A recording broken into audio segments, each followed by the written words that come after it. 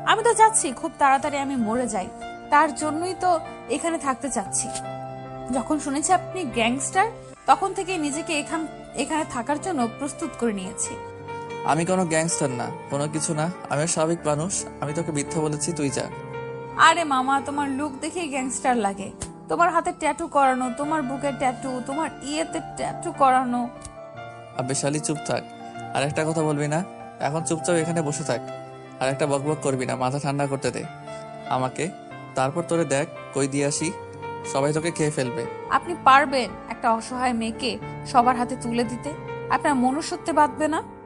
মোটেও না, একটু না। আমার মনুষ্যত্ব বলতে কোনো কিছু নেই। আমি সবাইকে দেব, আমার ফ্রেন্ড সার্কেল সবাইকে দেব, সবাই আপনাকে নিয়ে মজা নেবে, আমিও মজা নেব সবার সাথে। এবার বালা একটু ভয় পেয়ে গেল, যদি সবাই এসে তাকে অত্যাচার করে তাহলে তো বালা একসময় মরে যাবে, তখন তো কিছুই করতে পারবে না। বালা এখন বুদ্ধি দিয়ে খেলতে হবে, চুপ মেরে থাকলে হবে না, যে কোনো একটা উপায় বের করতেই হবে। যেহেতু একবার একটা প্ল্যান করেই ফেলেছে, সেই প্ল্যান যতক্ষণ সাকসেসফুল না হবে ততক্ষণ সে এখান থেকে বের হতে হবে না। বালা নিজের ভিতর নিজেকে তৈরি করতে লাগলো, যাই হয়ে যাক না কেন এখানে সবকিছু নিজের কন্ট্রোলে রাখতে হবে, একটুও ভীতু হলে চলবে না। দোস্ত কোথায় তোরা, চলে আয়। একটা ঝাক্কাস মাইয়া আমার আস্তানায় এসে বলতেছে সে নাকি আমার এখানে থেকে যায়। কি বলিস বন্ধু, সিঙ্গার করতে হরিণ নিজে এসে ঘুমিয়ে পড়ছে, ব্যাপার কি? শুধু হরিণ না রে, হরিণী দেখতে কি সুন্দর, দেখলে তো ফিদা হয়ে যাবে, তাড়াতাড়ি চলে ঠিক আছে, তাহলে আজকে সন্ধ্যায় দেখা হচ্ছে। আজকের দিনটা কোনো রকম ধরে রাখিস, তাহলে সন্ধ্যায় পার্টি করব। সবকিছু আমি আয়োজন করব। আয়। ঠিক আছে, আমি তোর জন্য আইটেমটাকে সুন্দর করে সাজিয়ে রাখবো, খুব তাড়াতাড়ি চলে আসিস, আমি সব ব্যবস্থা করে রাখবো এখন। আমাদের অপারেশনটা কি করলি? এই অপারেশনটা করতে পারলে খুব তাড়াতাড়ি মিলিয়নার হয়ে যাব। আচ্ছা, আমি সবকিছু ভেবে দেখতেছি কিভাবে প্ল্যানটা করবো, বুঝছিস? এখন তো পুলিশ অনেক ঝামেলা করতেছে, আমি বুঝতেছি না কি করব না। চল একদিন পুলিশের উপর হামলা করেই দিই। আমাদের যে গোলা আর অস্ত্র মডার্ন টেকনোলজি আছে, পুলিশ আমাদের সাথে পারবে না, বুঝছিস? তুই তো ভালো করে জানিস আমি দেশটাকে কত ভালোবাসি। আমাদের ক্ষতি হবে, আমাদের দেশের ক্ষতি হবে, আমাদের আশেপাশে যত নিরীহ মানুষ আছে সবার ক্ষতি আজকে তোর জন্য বুঝছিস আমরা কিছুই করতে পারতেছি না, এত দেরি হচ্ছে আমাদের সব অপারেশন কমপ্লিট করতে। হবে। যা ভালো মনে হয় সেটাই করিস, কোনো অপারেশনে তোদের সাথে যাব না, আমি চলে যাচ্ছি এই শহর ছেড়ে, কি বলিস? আরে বন্ধু, তোকে ছাড়া কি কোনো অপারেশন সাকসেসফুল হয় বল? তুই চলে গেলে তো আমাদের ধান্দা বদ্ধ করে দিয়ে রাস্তায় ভিক্ষা করে খেতে হবে। তাহলে এত বড়লোক হওয়ার ধান্দা কেন? যেটা আছে সেটা নিয়ে সন্তুষ্ট থাক তোরা সবাই, আর আমি তো আছি, তাই না? আমাকে তো তোরা বিশ্বাস করিস, তাহলে এত টেনশন করিস। ঠিক আছে, ফোনে এসব কথা আর না বলি, সামনাসামনি এসব নিয়ে কথা। এখন ফোনটা রাখলাম, সন্ধ্যায় দেখা হচ্ছে। কথা বলা শেষ করে রুদ্র পিছনে তাকিয়ে দেখে যে বালা পিছনে দাঁড়িয়ে আছে। রুদ্র অবাক হলো যে মেয়েটা রুমের ভিতর রেখে আসলো, মেয়েটা বাইরে কি করতেছে এখানে, তার পিছন থেকে কি শুনতেছে সে। রুদ্র ইচ্ছা করতেছে মেয়েটাকে ফেলে ফেলবে, সবকিছু সমাধান করতে, কিন্তু রুদ্র কেন যেন এই কাজটা করতে পারতেছে না। এখন রুদ্রের এসব করতে বেশি সময় লাগে না, বাট কেন জানি করতে পারতেছে না, কোথায় যেন একটা বাধা কাজ করতেছে রুদ্রের। মেয়ে, তোর এখানে কি? তোকে আমি রুমের ভেতর থাকতে বলে বাইরে এসেছিস কিসের জন্য? এই মিস্টার, আপনি কি মানুষ? রুমের ভেতর তেলাপোকা ভর্তি, আমি থাকবো কিভাবে ওখানে? সেটা তুই ভালো করে জানিস, তুই থাকবি কিভাবে, আমি কি করতে পারি?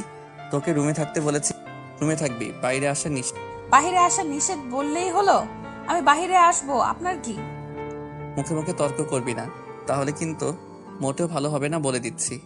এক একদম কি মেরে ফেললেন?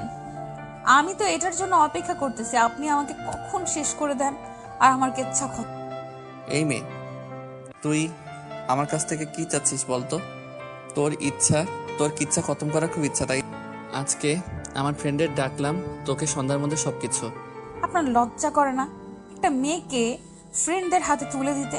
আপনি এত নির্লজ্জ, এত বেহায়া! ছি! এখানে নির্লজ্জ বেহায়া হওয়ার কি আছে? ওরা যখন কোনো সুন্দরী রমণী পায় আমার হাতে তুলে দেয়, আমিও আমার খাতিরদারি করতেছি। লজ্জা করে না এসব কথা বলতে মুখ দিয়ে? আর মেয়েদের কি পণ্য মনে হয়? মোটেও না, আমি কিন্তু আপনাকে বারবার বলেছিলাম যে এখান থেকে চলে যান, কিন্তু আপনি কি করতেছেন? এখানে থেকে যাচ্ছেন। সো কি করার, আমরা যেটা প্রতিনিয়ত করি আপনার সাথে সেটাও করব। তোর যতবার খুশি আমাকে ব্যবহার কর, তোর ফ্রেন্ডদের হাতে আমাকে তুলে দিবি কিসের জন্য? তুই তার আগে আমাকে মেরে ফেল, তুই একা খাইতে খাইতে। আমি অনেক মহৎ মনের মানুষ, বুঝছি, সবাইকে বিতরণ করে দিয়ে খাইতে পছন্দ করি।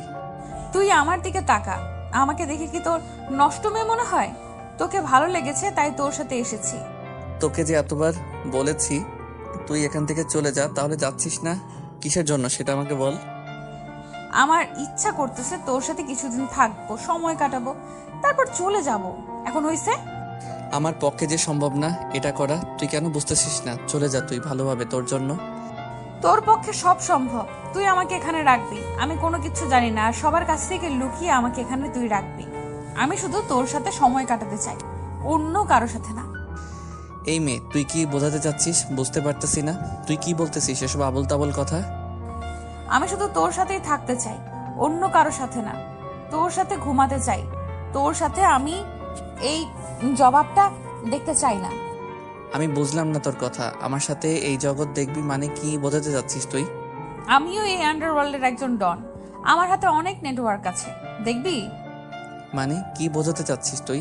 আর কি আবল তাবল কথা বলতেছিস? তোর মাথা ঠিক আছে? দেখ, কৃষ্ণমূর্তির কাছে একটা বড় গান ডিলার আসতে চলেছে, প্রায় 2 কোটি টাকার উপরে বাজেট হবে। আর হরিমদনের কাছে কিছু অবৈধ মালামাল আমদানি হবে আজকে, প্রায় 5 কোটি টাকার মতো হবে। তুই কে? তোর আসল পরিচয় কি? আর তুই আমার সাথে ছদ্মবেশে এসব করতেছিস কিসের জন্য? তোর স্বার্থ কি এখানে? আমার এখানে কোনো স্বার্থ নেই, আমি শুধু তোকে একটু সাহায্য করতে চাচ্ছি, আর আমি কিচ্ছু চাচ্ছি না। নিশ্চিত এখানে কোনো কিছু রহস্য লুকিয়ে আছে। বল তুই কে, আর তোর আসল পরিচয় কি? না হলে কিন্তু এবার আমি সত্যি তোকে খুন করব। আর এবার তোকে খুন করতে আমার কোনো দ্বিধাবোধ হবে না। আমি হলাম আলিগড়ের আন্ডারওয়ার্ল্ডের মাফিয়া কিং আলীর একমাত্র মেয়ে, আর আমার বাবাকে 4-5 জন বিশ্বাসঘাতকতা করে মেরে ফেলেছে, আর আমি এখানে পালিয়ে এসেছি। তুই আমার খোঁজ পেলি কিভাবে? আর তুই কিভাবে জানলি যে আমি সেখানে যাব? তোর কি মনে হয় আমার নেটওয়ার্ক অল্প একটু? আমার নেটওয়ার্কের সম্পর্কিত ধারণা বলতে কিছু নেই, বুঝেছিস? তাহলে তুই আমার কাছে এসেছিস কেন? তোর নেটওয়ার্ক দিয়ে তুই কাজ কর, আমাকে তোর কি কাজে লাগবে? তোর পাওয়ার তুই কাজে লাগা আমার সাথে কেন তুই? আমার ইচ্ছে হচ্ছে তাই, কিন্তু একটা কথা, আর সেই কথা হলো আমি কখনো তোর ক্ষতি করব না। ভালো লাগতেছে তাই তোর সাথে থাকতেছি। ভালো লাগতেছে থাকতেছিস না কি ব্যবহার করতেছিস সেটা খুব ভালোভাবে বুঝতে পারতেছি আমি। এখন বুঝছিস আমাকে আর ছোট বাচ্চা ভেবে বসে থাকা লাগবে না। যেটা ভালো মনে হয় সেটা ভেবে রাখতে পারিস। এখন আমার ইচ্ছা হচ্ছে আমি এখানে থাকবো, আর আমাকে যেন কেউ দেখতে না পারে, এটা হচ্ছে সব থেকে বড় কথা। আচ্ছা ঠিক আছে, এখন বকবক কম করে কর। আর তোর কোনো কথা শোনা ইচ্ছা করতেছে না, ভিতরে রুমে যা। আমি একটা মহিলাকে পাঠিয়ে দিচ্ছি ভিতরে। তুই না বলেছিস তোর এখানে কেউ থাকে না, তাহলে মহিলা আসলো কোথা থেকে? খারাপ হতে পারি, অনেক খারাপ, জঘন্যতম খারাপ হতে পারি, কিন্তু কিছু মানুষের কাছে আমি না অনেক ভালো, যারা আমার এক ইশারাতেই পুরো গ্রামটাকে তছনছ করে দিতে পারে, বুঝছিস? বাহ, বেশ ভালো লাগলো তোর ডায়লগটা শুনে, অনেক মজা পেয়েছি, অনেক ভালো লেগেছে, সিনেমার ডায়লগের মতো লাগছে। বেশি কথা না বলে ভিতরে গিয়ে অপেক্ষা কর। আর এখন বের হওয়ার চেষ্টা করবি না, কারণ বাইরে থেকে কিছু লোক আসবে। তোকে দেখলে যদি সমস্যা হয় তুই ভিতরে নিজের সেফটি নিজে রাখিস। আর একটা কথা মাথায় রাখবি, এই ঘরে যেন কেউ প্রবেশ করতে না পারে, সেটা কিন্তু তোর দায়িত্ব। আর আমি তোর অতিথি হয়ে এখানে আছি, অতিথি যতই শত্রু হোক না কেন তাকে কিন্তু প্রোটেক্ট করার দায়িত্ব তোর। কথাটা বলে বালা ভিতরে চলে গেল। আর এদিকে রুদ্র আর আলেয়া চাচিকে ফোন করলো, ভিতরে আসতে বললো। আর আলেয়া চাচি রুদ্রের ফোন পেয়ে তাড়াতাড়ি ভিতরে চলে আসলো। আর ভিতরে এসে রুদ্রের কাছ থেকে সবকিছু বুঝে নিল। তারপর চাচির ভিতরে চলে গেল এবং ভিতরে সবকিছু সেফটি অ্যাক্টিভ করে দিল, যেন ভিতরে কেউ কোনো কিছু করতে না পারে। তারপর আলেয়া চাচি সবকিছু দেখে শুনে ঠিকঠাক করে রেখে রান্নাঘরে বসিয়ে দিল। আর এদিকে রুদ্র মিটিংয়ে বসে পড়লো, সবাই চলে এসেছে। রুদ্র মিটিংয়ে সবার সাথে কথা বলতেছে, এমন সময় তর্ক বেজে গেল একজনের সাথে রুদ্র। তারপর রুদ্র যা বললো যেমন খুশি তেমনে তার এলাকা কন্ট্রোল করতে, যদি কারো এলাকায় কোনো সমস্যা হয় কেউ যেন রুদ্রকে খবর না দেয়, তাহলে তাকে গিয়ে আগে খুন করবে। রুদ্রের কথা শুনে সবাই একদম চুপ হয়ে গেল, কারণ সবাই জানে যে প্রতিদিন সবার এলাকায় একটা না একটা ঝামেলা হয়েই থাকে, আর রুদ্র সে ঝামেলা মিটিয়ে দেয়। বাইরের আক্রমণ ক্রমশ বেড়েই চলেছে। এদিকে বালা এসে আলেয়া আন্টির সাথে গল্প জমিয়ে দেওয়ার চেষ্টা করলো। আচ্ছা আন্টি, আপনি রুদ্রের কি হন, আর রুদ্র আপনাকে চেনে কিভাবে? এই মেয়ে, তোর এত বড় সাহস কি করে হয় আমাকে প্রশ্ন করছিস, যেখানে রুদ্র আমাকে প্রশ্ন করে না? এটা কেমন কথা? আমি চুপ করে থাকতে পারি না যে এটা আমার বদ অভ্যাস, যার সাথে পাই তার সাথেই বকবক করি। চিরদিনের জন্য যেদিন মুখটা বন্ধ করে দেব না, সেদিন থেকে আর বকবক করতে পারবি না, তাই চুপচাপ গিয়ে বসে থাক। এখানে দেখতেছি সবাই গ্যাংস্টার যারা আছে। এই এলাকায় বসবাস করা মানুষগুলো কিভাবে থাকে আপনাদের যন্ত্রণায়? এটা নিয়ে তো তোকে টেনশন করতে হবে না। তোকে যেটা করতে বলা হয়েছে তুই চুপচাপ সেটা কর। এখানে বসে থাক চুপ করে। দেখেন, ভালোই ভালোই কথা বলেছি তো আপনার গায়ে লাগতেছে না। আর আমাকে দেখে কি ভোলা ভালা মেয়ে মনে হয় যে আমি এখন ফিডার খাই? তোর মতো কত মেয়েকে ফিডার খাইয়ে বড় করলাম, আর তুই তো কোন ধানের ক্ষেত। ভাগ এখান থেকে। আমি কিন্তু আপনার নামে রুদ্রকে বিচার দেব। আপনি আমাকে ধমকি দিচ্ছেন কিসের জন্য? আমার সাথে একটু ভালো করে কথা বললে কি হয়? আমাকে বলা হয়েছে তোর মুখ থেকে যেন কোনো কথা বের না হয়। তোর কথা যদি কেউ শুনে ভেতরে আসে তাহলে ঝামেলা হয়ে যাবে। ও আচ্ছা, আগে বলবেন তো যে আপনার হুকুম করেছে আর আপনি সেই রকম হুকুম পালন করতেছেন, তাহলেই তো হয়। তোর যেটা ইচ্ছে তুই সেটা ভেবে বসে থাক, কিন্তু তোর মুখ থেকে যদি আর একটা কথাও বের হয় তাহলে তোর মাংস কিন্তু এবার এই চুলোয় রান্না করব আমি।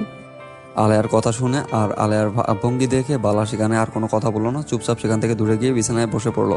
আর এদিকে আলেয়া মনোযোগ দিয়ে রান্নাটা শেষ করলো। আর হুট করে আলেয়ার কানে বাইরের গ্যাঞ্জামের শব্দ আসলো, সাথে সাথে বেরিয়ে গেল আর বাইরে থেকে দরজাটা বন্ধ করে দিল। বালা বাইরের গ্যাঞ্জাম শুনতে পেয়ে ভিতর থেকে বোঝার চেষ্টা করতেছিল আর অনেক চেষ্টা করতেছিল বাইরে গিয়ে সবকিছু ভিডিও ধারণ করতে, কিন্তু তার চেষ্টা সফল হলো না, কারণ বাইরে থেকে তাকে বন্দি করে রাখা হয়েছিল আর সবকিছু মাটি হয়ে গেল। অফিসার রিদম, আমি এখন যেটা আপনাকে ইনফরমেশন দেব সেটা খুব ভালোভাবে শুনবেন। ম্যাডাম, আপনি কোথায়? আপনাকে আমরা খুঁজে পাচ্ছি না তো। অন্য শহরে খুঁজতেছি। আপনিও কোথায় লুকিয়ে আছেন আর কি করতেছেন? আমাকে নিয়ে টেনশন করতে হবে না, আমি ঠিক সময় বেরিয়ে আসব।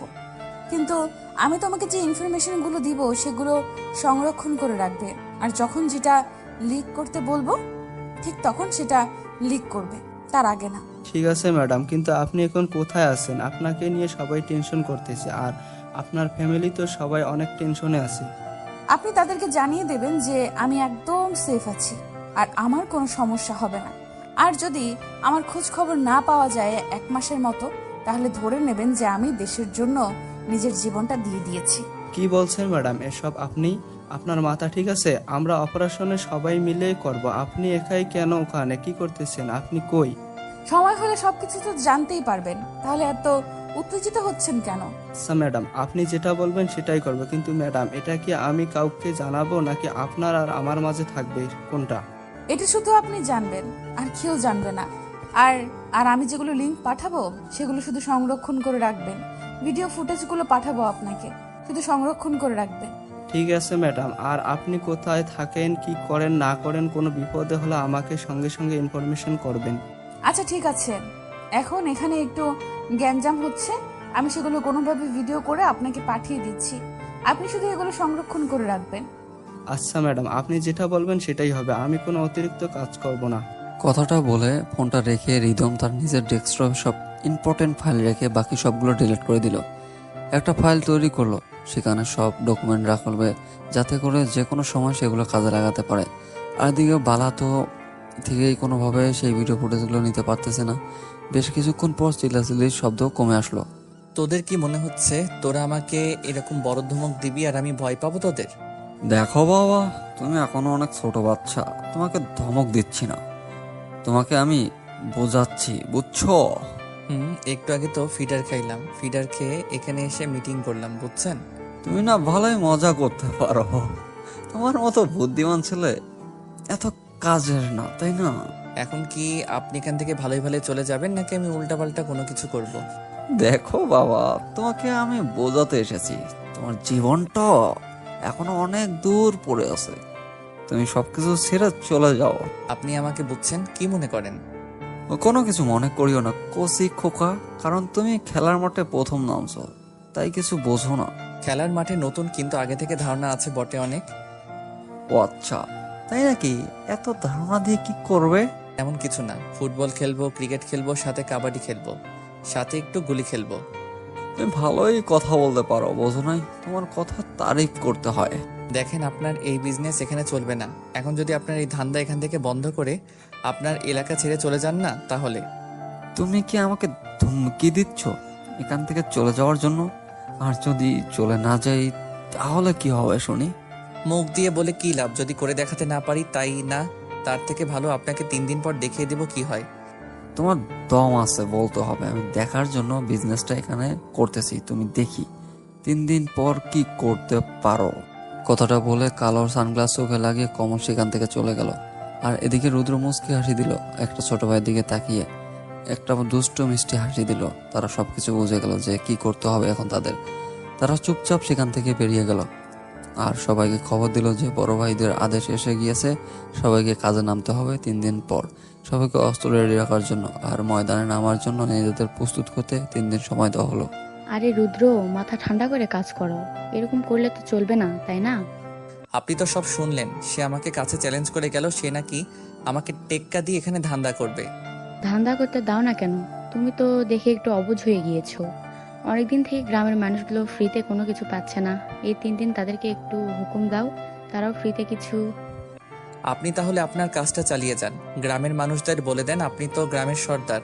ঠিক আছে, তাহলে আমি এখন বেরিয়ে যাচ্ছি। আর মেয়েটার জন্য রান্না করে রেখে দিয়েছি, তুমি যেটা বলেছিলে সেটাই করেছি। ধন্যবাদ আন্টি। আর মেয়েটা কি আপনার সাথে কোনো কিছু শেয়ার করার চেষ্টা করেছে? তেমন কিছু বলে নাই, বাট মেয়েটা অনেক বাচাল, বুঝছো? অনেক কথা বলে, সহ্য হয় না এত কথা বলা। দেখি সে নাকি গ্যাংস্টারের মেয়ে, দেখি কোন ফায়দা লুটে নিতে পারে কিনা, তারপর না হয় ছুঁড়ে ফেলে দেব। আমার কেন জানি এখানে একটা রহস্যের গন্ধ নাকে আসতেছে, বুঝছো? একটু দেখে শুনে সাবধানে কাজ করো, তারপর দেখা যাক কি হয়। আমি আমার মরণকে ভয় করি না, তোমরাগুলা থাকতে যদি আমাকে মরে যেতে হয় অন্য কারো হাতে, তাহলে এর থেকে বড় আফসোস আমার কিছু থাকবে না। দেখো বাবা, আমাদের সামনে দিয়ে তোমাকে এসে কেউ মেরে ফেলবে সেই কলিজা এই পৃথিবীর বুকে কারো হয়নি, কিন্তু তোমার ভিতরের মানুষ যদি তোমার কোনো ক্ষতি করে বাবা, আমরা তো কোনো কিছু করতে পারবো না। সেটা তুমি দেখে শুনে থাকবে, আর কাছের মানুষ বানানোর আগে 1000টা পরীক্ষা করে নিবে। আমার কাছের মানুষ বলতে শুধু আপনি। আপনি আমার মনের খবরগুলো জানেন, তাছাড়া হয়তো কেউ জানে না, সেটা আপনি খুব ভালো করেই জানেন। বাবা, তুমি এখন যে বয়সটাতে আছো না, সেই বয়সটাতে তোমার নানা ধরনের আবেগ সৃষ্টি হবে, তোমার ভালোবাসার মানুষ হবে। এরকম কোনো কিছুই হবে না, যদি এরকম কোনো কিছুই হয় তাহলে আমি নিজেই নিজেকে শেষ করে দেব, কারণ ভালোবাসার মায়ায় আমি নিজেকে জড়াতে চাই না। আচ্ছা বাবা, আমি সেটা দেখে নেব। এখন আমি যাচ্ছি, আর তোমার কাজগুলো আমি করে দিয়েছি, আর কোনো কিছু প্রয়োজন হলে অবশ্যই ফোন করবে আমাকে। কথাটা বলে আলেয়া আন্টি মুচকি হাসি দিয়ে সেখান থেকে চলে গেল। এদিকে রুদ্র ভিতরে চলে আসলো, এসে দেখে বাইরে থেকে রুমের দরজা দেওয়া। তারপর রুদ্র এসে রুমের দরজা খুলে দিল। রুমের দরজা খোলা দেওয়ার সাথে সাথেই ভিতর থেকে বালা এসে রুদ্র কলার চেপে ধরলো। আপনি নিজেকে কি মনে করেন শুনি? তোর আবার কি হলো, এরকম করে রেগে যাচ্ছিস কিসের জন্য শুনি? তুই আমাকে রুমের ভেতর বন্দি করে রেখেছিস কিসের জন্য, সেটা আগে বল আমাকে। আমার ইচ্ছে হয়েছে করেছি, আমি তো কাউকে কৈফিয়ত দিতে পারবো না। এখন তাড়াতাড়ি খাওয়া দাওয়া করে ঘুমিয়ে পড়। তোর এখানে আছি, তুই আমাকে ব্যবহার করতেছিস, যেটা খুশি করতেছিস, তাই বলে কি আমি সবকিছু তোর কথা মতো করব? এখন কি করবে সেটা ব্যক্তিগত তোর ব্যাপার, কিন্তু আমার যেহেতু তুই অতিথি, তাই অতিথি দেখাশোনা করার দায়িত্ব তো আমার, তাই না? এখন তো ইচ্ছে করতেছে তোকে খুন করে ফেলতে। তুই আমাকে রুমের ভেতরে এরকম করে বন্দি করে রাখলে আমি নিঃশ্বাস নিতে পারবো? আসলে মেয়ে মানুষ না, কখন যে নিজের জবানটা পাল্টে ফেলে আমি নিজেও বুঝি না। তুই একটু আগে বলেছিস তোর সমস্যা হবে, তাই তোকে আমি বন্দি করে রেখেছি, আর তুই এখন বলতেছিস তোকে আমি কেন রুমের ভেতর বন্ধ করে রেখেছি। হয়েছে, আর বাহানা দেখাতে হবে না, এখন চুপচাপ আমার বিছানা ঠিক করে দাও, আমি ঘুমাবো। তুই কাকে কি বলতেছিস, তোর মাথা ঠিক আছে? তুই আমাকে বলেছিস বিছানা ঠিক করে দেওয়ার কথা। এখানে তুই ছাড়া অন্য কেউ নেই, তাই তোকেই বলতেছি। আর এরকম ভাবনা আর কি আছে? তুই হয়তো ভুলে যাচ্ছিস আমি কে, আর তোর কাজ করে দিব, তোর কি মনে হয়?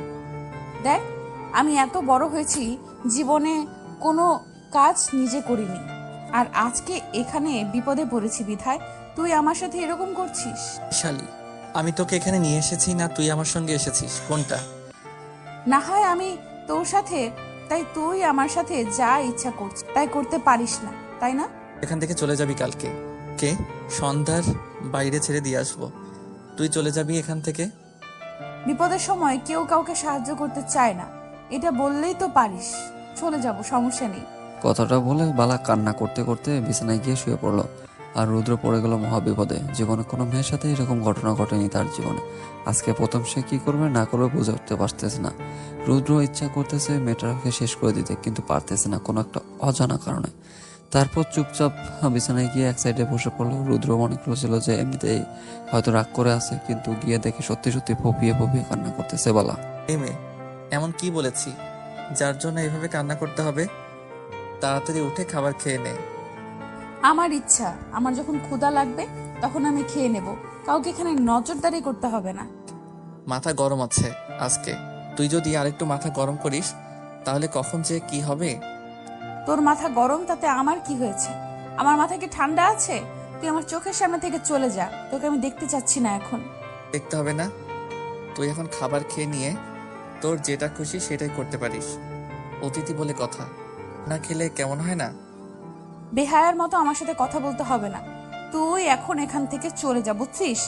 আমার সাথে এখন আর তোকে কথা বলতে হবে না। দেখ, কিন্তু কিন্তু কোনো মেয়ের সাথে এরকম কথা বলিনি। প্রথম তোর সাথে আমি কথা বলেছি। এখন যদি তুই ইগো দেখাতে এসেছিস আমাকে, তাহলে তুই থাক। একটা মেয়ে রাগ করে আছে, কান্না করতেছে, ক্ষুধা লাগছে, তার কই খাবার দিবি, সেটা না করে রাগ দেখিয়ে চলে যাচ্ছে। ঠেকা বসছে কাউকে খাওয়াই দিতে। জীবনের কেউ আমাকে খাওয়াই দিল না, আমি কাউকে খাওয়াই দিলাম না। আজকে কোথাকার কোন মেয়েকে নাকি আমি খাওয়াই দিব।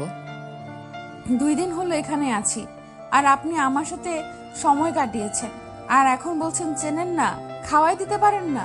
মেয়ের সাথে সময় কাটিয়েছি তার জন্য কি সবাইকে খাইয়ে দিতে হবে? এরকম তো কোনো কথা না। সবার সাথে তো আর আমাকে তুলনা করলে চলবে না। আমি স্পেশাল কিছু, তাই আমাকে স্পেশাল ভাবেই মেনটেন করতে হবে। কিসের স্পেশাল বুঝলাম না। আর আমার জীবনে কোনো স্পেশাল বলতে কোনো কিছু নেই। সবাই সমান, সব মেয়ে সমান। টাকা দিলে সবাই আসবে, টাকা না দিলে কেউ আসবে না। সব মেয়েরা রাতে আসে, রাতের কাজ করে রাতের টাকা নিয়ে চলে যায়। আমি কিন্তু যাইনি। সমস্যা, তুই যাবি কিভাবে? এখান থেকে তো সুবিধা নিচ্ছিস। তোর যা খুশি তাই ভাবতে পারিস। এখন তোকে আমাকে খাইয়ে দিতে হবে, সব থেকে বড় কথা এটা। আমি পারবো না তোকে খাইয়ে দিতে। তোর যা করার তুই তাই করতে পারিস, কিন্তু আমি তোকে খাওয়াতে পারবো না। তোকে বলছি না তুই এখন আমাকে খাইয়ে দিবি, তো খাইয়ে দিবি। এর থেকে বেশি কথা শুনতে চাই না। এক কথার মানুষ, আমি বলছি খাওয়াতে পারবো না। তুই নিজের হাতে খেয়ে নে, না হলে এমনই থাক। আচ্ছা, তোর মাঝে কি মনুষ্যত্ব বলতে কিছু নেই? আমি একটা মেয়ে মানুষ, তাই না? জানি তুই একটা মেয়ে মানুষ, কিন্তু তুই যদি এখন নিজেকে হিজড়া বলে দাবি করিস তো আমি মানতে পারবো না, তাই না? মুখে লাগাম দিয়ে কথা বল। এরকম ভাবে কথা বললে কিন্তু তোকে আমি... তুই আমার কোনো কিছুই করতে পারবি না, অযথা চিল্লিয়ে লাভ নাই। এর থেকে তুই ডিম পাড় এখানে বসে বসে। এবার কিন্তু সত্যি খুব খারাপ হয়ে যাচ্ছে। এবার কিন্তু ভালো হবে না, বলে দিলাম। আমি ডিম পারি, তাই না? আর তুই? মানুষ, আর আমি সব থেকে জঘন্য একজন মানুষ। সেটা তোকে বলতে হবে না, সেটা তোর আচার আচরণে বোঝা যায় তুই কোন লেভেলের জঘন্যতম। তোর সাথে এত কথা বলার আমার কোনো ইচ্ছা নাই, বুঝছিস? এখন তোর খাইতে ইচ্ছা করলে খা, না করলে চুপচাপ ঘুমিয়ে পড়। আমাকে ডিস্টার্ব করিস না, আমি গেলাম। আমাকে এখানে একা রেখে কই যাবি তুই? আমার ভয় লাগে, আমাকে সঙ্গে করে নিয়ে যা। তোর মাথা ঠিক আছে? তোকে আমি সঙ্গে করে নিয়ে যাবো, এখন তুই কি ঠিক আছিস? হ্যাঁ, আমি একদম ঠিক আছি। আমার তো কোনো কিছু হয়নি, আমি তো একদম ফ্রেশ। তুই ভাবলি কি করে আমি তোকে সঙ্গে করে নিয়ে যাব? হঠাৎ করে রুদ্র ফোন আসলো, আর রুদ্র ফোনের কথা বলতে বলতে বেরিয়ে গেল। বাইরে থেকে দরজা লাগিয়ে দিল। বালা এবারও বাইরে আসতে পারলো না। তার প্ল্যান কোনোভাবেই কাজে দিচ্ছে না। কি করবে না করবে ভেবে পাচ্ছে না। কি করলে সে রুদ্রের মনের জায়গা নিতে পারবে আর সব জায়গায় তাকে নিয়ে যাবে। মনের একটা ফিলিংস জাগাতে হবে যে কোনো প্রকারে। রুদ্র বাইরে আসলো। বাইরে এসে রাতের অন্ধকারে কালো হেলমেট আর কালো পোশাক পরে বেরিয়ে পড়লো আর আন্ডারওয়ার্ল্ড জগতে। এখানে কি সমস্যা? বাহিরে কেউ এসে ঝামেলা করবে, সবাই চুপ করে আছিস কেন? ভাই, আপনার জন্য অপেক্ষা করতেছিলাম, তাই চুপ করেছিলাম। আমরা আপনাকে বিষয়টা জানাতে চেয়েছিলাম আর আপনার প্রতিক্রিয়া জানতে চেয়েছিলাম, তারপর মিশনে নামতে চেয়েছিলাম। আমাদের এলাকাতে কি হয় না হয় সেটা তুই ভালো করে জানিস। ভাই, তাও আপনার অনুমতি ছাড়া কোনো কিছু করতে পারি না। পরে আবার আপনার উপর কোনো চাপ আসলে? সেটা আমি দেখে নেব। যারা একটু বার্গেনিং করবে এখানে এসে, তাদের সাথে সাথেই। ভাই, বুঝতে পেরেছি, আর বলতে হবে না। নেক্সট টাইম থেকে আর এরকম হবে না। সাথে সাথেই কাজ শেষ করে দেব। মিশন আর এই বাকের চাচার জমির সমস্যা সমাধানটা হয়েছে নাকি এখনো হয়নি? ওইখানে একটু সমস্যা আছে। বাকের চাচার ছেলে বাকের চাচার সাথে বেইমানি করেছে। পুলিশ, এখানে তো কাহিনী ইন্টারেস্টিং। হয়ে বাপের সাথে বেইমানি করলো কেন? বাকের চাচা চেয়েছিল তার মেয়েকে অর্ধেক সম্পত্তি দিতে, কিন্তু তার ছেলে মানতে পারতেছিল না। তার জন্যই বেইমানি করে সম্পূর্ণ জমিটা তার নামে লিখে নিয়েছে। তাহলে সেখানে আর আমাদের কি করার? তাদের বাপ ছেলের সম্পর্কের মধ্যে এটা হয়ে গিয়েছে, আমরা তো সেখানে কিছু বলতে পারি না, তাদের ফ্যামিলিগত সমস্যা। কিন্তু ভাইয়া, এখানে একটা সমস্যা আছে। আমাদের যে পাশের এলাকার সুজন ভাই আছে না, সেই সুজন ভাই আবার বাকের চাচার ছেলের সাথে চিটারি করে সম্পূর্ণ জমিটা দখল নিয়েছে। এখানে আমার কি করার? ছেলে বাপের সাথে বেইমানি করেছে, আর বেইমানের ফল এখন সে ভোগ করতেছে, করতে থাকুক। কিন্তু বাকের চাচা আমার সাথে এসে দেখা করে আপনার সাথে দেখা করার জন্য, কিন্তু আমি আর কতদিন এটা সহ্য করব? তাকের চাচাকে আসতে না বলে তার ছেলেকে আসতে বলিস, কিছুক্ষণ পিটাবি, তারপর তার সাথে কথা বলবো। আচ্ছা ভাই, আপনি যেটা বলবেন সেটাই। এখন ভাইয়া, আপনি কোথায় যাবেন, নাকি বাসায় ফিরে যাবেন? আমাকে নিয়ে টেনশন করতে হবে না, আমার কোনো কিছু হলে সাথে সাথে সিঙ্গেল পেয়ে যাবে আর লোকেশন পেয়ে যাবে, চলে আসিস। আচ্ছা ভাইয়া, ঠিক আছে। তাহলে আমরা আমাদের কাজে লেগে পড়ি, আর খুব তাড়াতাড়ি কাজটা শেষ করে বাসায় চলে আসবো। নে, এখানে দেখ 2 লাখ টাকা আছে, তুই 50,000 টাকা নিবি, বাকি টাকা তোর ছেলে পেলেদের দিয়ে দিস। ভাইয়া, এত টাকা তো এখন লাগবে না, যখন লাগবে তখন চেয়ে নেব, এখন আছে। যখন যেটা দেবো সেটা নিয়ে রেখে দিবি, সময় হলে কাজে লাগবে, বুঝছিস? কখন আমার হাত ফাঁকা হয়ে যায় বলা তো যায় না। রুদ্র সেখানে আর বেশিক্ষণ দেরি করলো না, তার গাড়িটা নিয়ে সে তার অন্য একটা স্থানে গেল। সেখানে মেয়ে বান্ধবীর অভাব নেই, মন খারাপ হলে এখানে চলে আসে, আর যার সাথে খুশি তার সাথে গিয়ে রুমে গিয়ে মজা নিয়ে আড্ডা দেয়, তারপর বেরিয়ে যায়। আজকে এমনিতেই এসেছে এখানে দেখাশোনা করার জন্য, কার সাথে রাত কাটানোর জন্য না, কারণ ঘরে একটা আছে, মন চাইলে তার সাথেই থাকতে পারবে। কি, আমার আজকে মুড অফ কেন? চলো আমার রুমে। এমনি আসলাম এখানে, আর আজকে কারো রুমে যাব না, আজকে এখানে সবার সাথে কিছু কথা আছে। কেন, কোনো কিছু হয়েছে নাকি? আর সবাইকে কি খবর দেব? সমস্যা? আরে ধুর, কোনো সমস্যা নাই, এমনিতেই অনেক দিন থেকে তো আসা হয় না, প্রায় 1 সপ্তাহ হয়ে গেল, তাই ভাবলাম একটু খোঁজ খবর নেই, আর কোনো কিছু লাগলে দিয়ে দেই। কিছুদিন আগেই তো 5 লক্ষ টাকা দিলি এখানে, আর এখন কারো কিছু লাগবে না মনে হয়। বলা যায় না, কখন আবার ফকির হয়ে যাই। বর্তমান যে উপদ্রব চলছে আমার উপর, সবাই আমাকে নিয়ে যে ষড়যন্ত্র করতেছে, বেঁচে থাকি না মরে যাই। এসব কথাবার্তা বাদ দে, এখন রুমে চল, তোকে একটু মাসাজ করে দেই। খারাপ লাগতেছে, একটু মাথাটা ব্যথা করতেছে, চল তাড়াতাড়ি শেষ করি। আর কতদিন এইভাবে? একটা বিয়ে করে নে, তাহলে তো পার্মানেন্ট একজন পেয়ে যাবি, তাই না? থাকতে আবার বিয়ে করা লাগে কিসের জন্য শুনি? তো আছিস একসাথে। এভাবে কি জীবন চলে? আমরা না হয় এই পথে এই লাইনে কাজ করি, আমাদের চলতেছে, কিন্তু তুই তার জন্য এরকম ভাবে থাকবি কেন? সব জ্ঞান দিবি না, বুঝছিস? এখন কাজ করতেছিস, কাজ কর। আর এখন এরকম কথা বললে কিন্তু মুড নষ্ট হয়ে যাবে। বেশ কিছুক্ষণ দুজনে একসাথে সময় পার করলো, করার পর রুদ্র সেখান থেকে বেরিয়ে আসলো, আর আসার সময় সবাইকে ডেকে নিল। প্রায় 15 থেকে 20 জন নারী সেখানে থাকে, আর সবাই রুদ্রকে দেখে রুদ্রের কাছে এসে পড়লো। অনেকদিন পর রুদ্রকে দেখতেছে, 1 সপ্তাহ তাদের কাছে অনেকদিন, কারণ ওদের কাছে রুদ্র প্রতিনিয়ত যাওয়া আসা করতো, কিন্তু 1 সপ্তাহ ধরে আসতেছে না। তারপর রুদ্র সবাইকে সবকিছু খুলে বলে দিল, তারপর কিছু টাকা ধরিয়ে দিল সবাইকে। তারপর বাইক নিয়ে রুদ্র সেখান থেকে সোজা বাসার উদ্দেশ্যে রওনা দিল। বাসায় এসে দেখে পুরো বাড়ি অন্ধকার কুটকুটে হয়ে আছে, কারেন্ট আছে কিন্তু বাড়ির ভিতর লাইট অফ কিসের জন্য সবগুলো। রুদ্র তার হাতে পিস্তলটা নিয়ে নিল এবং ধীরে ধীরে বাসার ভিতরে প্রবেশ করলো, আর সব লাইটগুলো জ্বালিয়ে দিল। দেখলো কোথাও কেউ নেই, ভালোভাবে চেক, তারপর সিসিটিভি ফুটেজ চেক করলো, কোনো কিছুই দেখতে পেলো না। তাহলে বাসার বাল্বগুলো অফ করলো কে? তারপর রুদ্র মনে হলো সে তো বিকেলে বেরিয়ে গিয়েছিল, আর বাল্বগুলো তো জ্বালায়নি, আর মেয়েটা তো বন্দি রুমে আছে। মেয়েটার কথা মনে পড়তেই তাড়াতাড়ি রুমের ভিতর চলে আসলো রুদ্র। আপনি ঠিক আছেন? এভাবে শুয়ে আছেন কিসের জন্য? এখানে আর আপনাকে দেখে এরকম লাগতেছে কিসের জন্য? আপনি এসেছেন?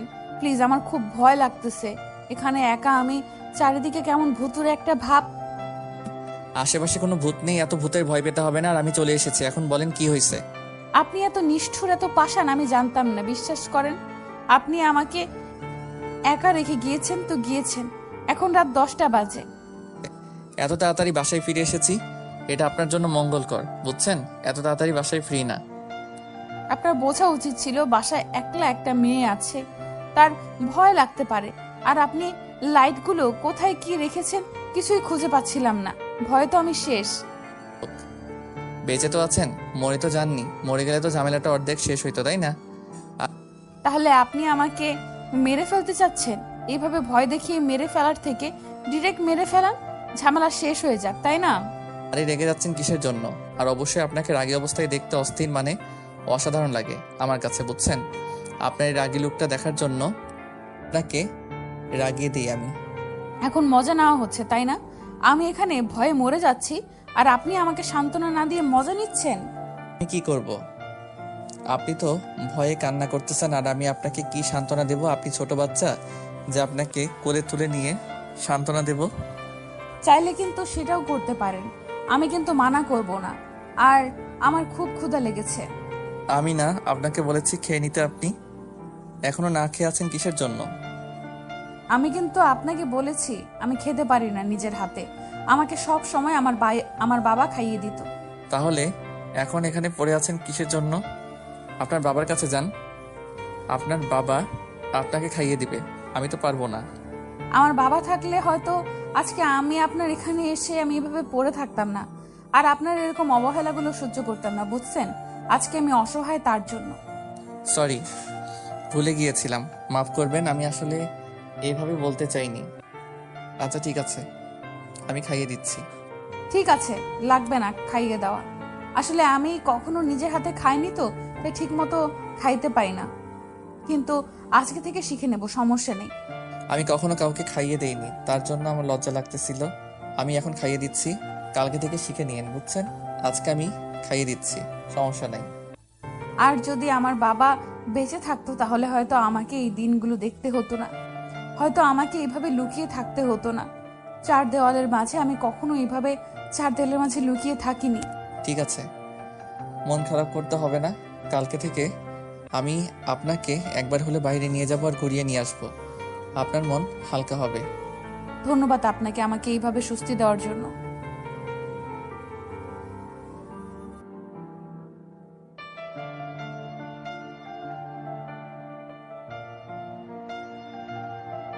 এখন কি আপনি ঘুরতে যাবেন রাত্রে আমার সাথে? এত রাতে বাইরে যাবেন, আপনার ভয় লাগবে না? হাসালেন আপনি আমাকে, বুঝছেন? কেন, কি করলাম আপনাকে আমি? তেমন কিছু না, চলেন বাহিরে। আমরা বাহিরে একটু ঘোরাঘুরি করে আসি, আপনার ভালো লাগবে। আচ্ছা ঠিক আছে, তাহলে চলেন দেখি কোথায় নিয়ে যান আমাকে। আমার পছন্দের কোনো জায়গা নেই, যেখানে ভালো লাগে সেখানে গিয়ে বসে থাকি। আচ্ছা, আমি কি আপনার জীবনের কোনো কাহিনী শুনতে পারি যেগুলো আপনাকে সবসময় কষ্ট দেয়? সবাই সুখের গল্প শুনতে চাই, আপনি কষ্টের গল্পগুলো কেন শুনতে চাচ্ছেন বলুন তো? আমার ইচ্ছে হলো তাই শুনতে চাচ্ছিলাম যে আপনার তো জীবনে কষ্টের মুহূর্ত অনেক হবে। না, তেমন কোনো কষ্টের গল্প আমার জীবনে নাই, এসব নিয়ে আমি কোনো চিন্তাও করি না। এই যে আপনার বাবা মা নেই, আপনার কষ্ট হয় না যে তারা থাকলে আপনাকে কত ভালোবাসতো, আপনি এই পথে আসতেন না? আমার কপালে এটা লেখা ছিল না, আমি আমার কপালকে তো পরিবর্তন করতে পারবো না, তাই না? আপনি চাইলে কিন্তু ভালো হয়ে যেতে পারতেন এই পথে না এসে, তাই না? সবাই কিন্তু চেষ্টা করে ভালো হওয়ার, কিন্তু কয়জনে পারে ভালো হতে বলেন? বালা আর কোনো কথা বলল না রুদ্রের সাথে। রুদ্রের পিছনে পিছনে গিয়ে বাইকে উঠে বসলো। রুদ্র বাইক নিয়ে চলে আসলো নদীর ধারে। বাইকটা রেখে নদীর ধারে ঘাসের উপর বসে পড়লো আর সিগারেট ধরিয়ে সিগারেট খেতে লাগলো। বালা চারিপাশে হাঁটাহাঁটি করে দেখতে ছিল, জায়গাটা উপভোগ করতেছিল বালা। রুদ্র হুট করে কি যেন হয়ে গেল, নিজেও জানে না। বালাকে শক্ত করে জড়িয়ে ধরলো, নিজের ঠোঁট দুটো বসিয়ে দিল বালার ঠোঁটে। বালা প্রচন্ড ভয় পেয়ে গিয়েছিল প্রথমে। যতই পুলিশ অফিসার হোক না কেন, আচমকা একটা ঘটনা ঘটে গেলে ভয় পাবে সবাই। রুদ্র এরকম পাগলামি দেখে বালা ভয় পেয়ে শেষ। কিছুক্ষণ পর রুদ্র বালাকে ছেড়ে দিয়ে এক সাইডে গিয়ে দাঁড়িয়ে পড়লো। এটা কি ছিল? এটা কি করলেন আপনি? আমাকে বাইরে নিয়ে এসেছেন এটা করার জন্য? আমি জানি না কি করতেছি, আর আমি কখন কি করি সেটা নিজেও জানি না। আপনি আমাকে কিস করলেন কিসের জন্য? আর হুট করে এইভাবে এখানে? বললাম তো আমার ইচ্ছা হয়েছে তাই করছি। আর এখন কোনো সমস্যা? এই তো সমস্যা। আমাকে কি পেয়েছিস? যা ইচ্ছা তাই করতেছিস, যখন খুশি তখন যেভাবে খুশি ব্যবহার করবি নাকি? এখন কি হয়েছে? এখন যদি বেশি বাড়াবাড়ি করিস না, এর থেকে বেশি কিছু করব। এখন চুপচাপ এখানে বসে থাক। তোর যদি এটা করার ইচ্ছা ছিল তাহলে রুমের ভিতরে করতে পারতি, এখানে খোলামেলা জায়গায় এসব করার কি দরকার ছিল? আবার ইচ্ছা হয়েছে, আমার ইচ্ছা হয়েছে বাইরে নিয়ে আসার, তাই বাইরে নিয়ে এসেছি। এখন হয়েছে? কাজটা কিন্তু তুই মোটেও ঠিক করতেছিস না। আমি বাইরে এসেছি, মুক্ত আকাশে ঘুরতেছিস, মনটা ফ্রেশ করতেছি, মুখটা আমার নষ্ট করে দিবি তুই। এখন যদি আর একটা বেশি কথা বলিস তাহলে কিন্তু আবার কিস করবো, আর তার থেকে বেশি কিছু করব। কেন, আমি কি তোর সম্পত্তি? যখন খুশি তখন যা খুশি ব্যবহার করবি? ওর টাকা লাগবে, তোকে টাকা দেবো, সমস্যা নেই। কতগুলো টাকা লাগে দিয়ে দেবো, তাও কোনো কথা বলবি না? এখানে চুপচাপ থাক। আমি আপনাকে কিছু কথা মন দিয়ে শুনবেন প্লিজ।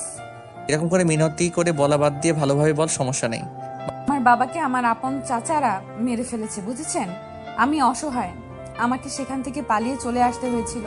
আমার বাবা আপনার সম্পর্কে খুব ভালোভাবে জানে, উনি আমাকে আপনার ঠিকানাটা দিয়েছিল। আর বাবার একজন বিশ্বস্ত বন্ধু আপনার দলে কাজ করে। মানে কি বলতেছিস তুই? তোর বাবার বিশ্বস্ত বন্ধু আমার দলে কাজ করে, তার মানে? কিন্তু আপনার কাজের কোনো কথা আমার বাবাকে বলেনি। আপনার সাথে ওই লোক কখনো বেইমানি করেনি। আচ্ছা, তাহলে এই ব্যাপার। আমার খোঁজ, তাহলে আমার লোক তোমাকে এসেছে আর তুমি আমার কাছে এসেছো আমার লোকের হাত ধরে। প্লিজ, আপনি আমাকে ভুল বুঝেন না, আর আপনার সেই দলের লোককে ভুল বুঝবেন না। আপনি আমাকে সম্পূর্ণ কথাটা বলতে দেন। ওর কথা শোনার ইচ্ছা করতেছে না এখন, বুঝছিস? এখন চুপ থাক, আমাকে চুপ থাকতে দে এখন একটু। এখন আমার কথাগুলো আপনাকে শুনতে হবে। এই কথাগুলো শোনা আপনার জন্য খুবই জরুরি। বলেছি না আমি চুপ করে থাকতে চাই, কিছুক্ষণ একটা বেশি কথা বললে এখান থেকে মেরে পুঁতে দিব। অবন্তিকা ভয়ে আর কোনো কথা বলতে পারতেছে না, আর রুদ্র ভাবতেছে তার দলের বেইমান কাজটা কে করেছে। স্বাভাবিক, এটা আন্ডারওয়ার্ল্ড জগৎ, কত বেইমান কত বেইমানি করতেছে, এসব স্বাভাবিক। কিন্তু রুদ্রের দলে যে লোকগুলো কাজ করে সবাই অনেক সলিড, কিন্তু এই আনসলিড লোকটা কে? রুদ্র চুপচাপ সিগারেট খাচ্ছে, তো খাচ্ছেই, একটার পর একটা খাচ্ছে। আর অবন্তিকা অনেক ভয় পাচ্ছে, কারণ রুদ্রের এই অবস্থায় দেখে সে ভয় পাচ্ছে। অবন্তিকা যে মিশনে এসেছে সেই কাজগুলো চালিয়ে যাচ্ছে, সব ভিডিও করতেছে। তারপর রুদ্র আশেপাশে যদি কোনো কথা বা কুলু বের করতে পারে সেগুলো রেকর্ড করে নিচ্ছে, যাতে করে পরবর্তী কোনো কাজে লাগে। রুদ্রকে খেপানোর চেষ্টা করতেছে, কোনোভাবেই মুখ থেকে কোনো কিছু শোনার চেষ্টা করতেছে, রুদ্রের একবারে গভীরে যাওয়ার চেষ্টা করতেছে। কিন্তু রুদ্র তাকে এতটা কাছে টেনে নিচ্ছে না বা মনের কথাগুলো বলতেছে না তাকে। অবন্তিকা সব চেষ্টা কেন জানি ফেল করতেছে তার কাছে। কি হয়েছে তোমার? এভাবে মুখ গুমরা করে আছো কিসের জন্য? বুঝতেছি না তো। তুমি এভাবে আর কতদিন লুকিয়ে লুকিয়ে আমার সাথে দেখা করবে বলো তো? বাসায় বলে বিয়ের ব্যবস্থা করলেই তো হয়। এভাবে লুকিয়ে লুকিয়ে প্রেম করার মজাটাই আলাদা, জানো না তুমি? আমি তো খুব ভালো করেই জানি এভাবে লুকিয়ে লুকিয়ে প্রেম করার মজাই আলাদা। কিন্তু যদি ধরা পড়ি তখন কি হবে ভেবে দেখেছো? আমাদের কিছুই হবে না, রুদ্র ভাই যতদিন বেঁচে আছে আমাদের গায়ে কেউ হাত দিতে পারবে না, সেটা তুমি ভালো করে জানো, আর আমিও জানি। তুমি খুব ভালো করে জানো বাবা রুদ্র ভাইকে দেখতে পারে না, যখন তখন তাদের মাঝে ঝামেলা হয়। আর এসব নিয়ে টেনশন করিও না তো, সবকিছু ঠিকঠাক হয়ে যাবে। আর কিছুদিনের মধ্যে রুদ্র ভাইকে জানাবো বিষয়টা, আর রুদ্র ভাই তোমার বাবার সাথে কথা বলবে। তুমি রুদ্র ভাইয়ের সামনে গিয়ে বোবা হয়ে থাকো, রুদ্র ভাইয়ের সাথে কথা বলতে পারো না, আবার তুমি আমাদের সম্পর্কের কথা কিভাবে জানাবা? আমাকে জানাতে দাও না তুমি। তুমি পাগল হইছো, তুমি যখন বলবা রুদ্র ভাইকে আমাদের সম্পর্কের কথা, রুদ্র ভাই তো আমাকে আগে কিছুক্ষণ পিটাবে, মেনে নিবে, বাট আমার সেই পিটানি খাওয়ার ইচ্ছা নেই। বুঝতে পারছি, যা করার সেটা আমাকেই করতে হবে। তুমি পিটানি খাও আর যাই করো, আমাকে আমার কাজ করতেই হবে। তুমি এরকম কোনো কিছু করবা না, আমাকে আর 1 মাস সময় দাও, আমি এই 1 মাসের ভিতরে সবকিছু কমপ্লিট করব। আচ্ছা, এটাই লাস্ট, এরপর আর তুমি আমার কাছ থেকে কোনো সময় চাইতে পারবে না, না হলে আমি চলে যাব। আরে পাগলি, এটা কি বলতেছো তুমি? তোমার মাথা ঠিক আছে? তোমাকে না কি করতে ইচ্ছা করতেছে জানো না? তোমাকে কিছু করতে হবে না, তোমাকে আমি লাস্ট বারের মতো সুযোগ দিচ্ছি, না হলে কিন্তু আমাকে আর কখনো পাবে না, এটা মাথায় রেখো। আচ্ছা বাবা, হয়েছে, আর রাগ করতে হবে না। এবার কাছে আসো, আদর করে দিচ্ছি, কে ঘুমাও, আমিও যাই। তুমি আর আমাকে স্পর্শ করতে পারবে না বিয়ের আগে।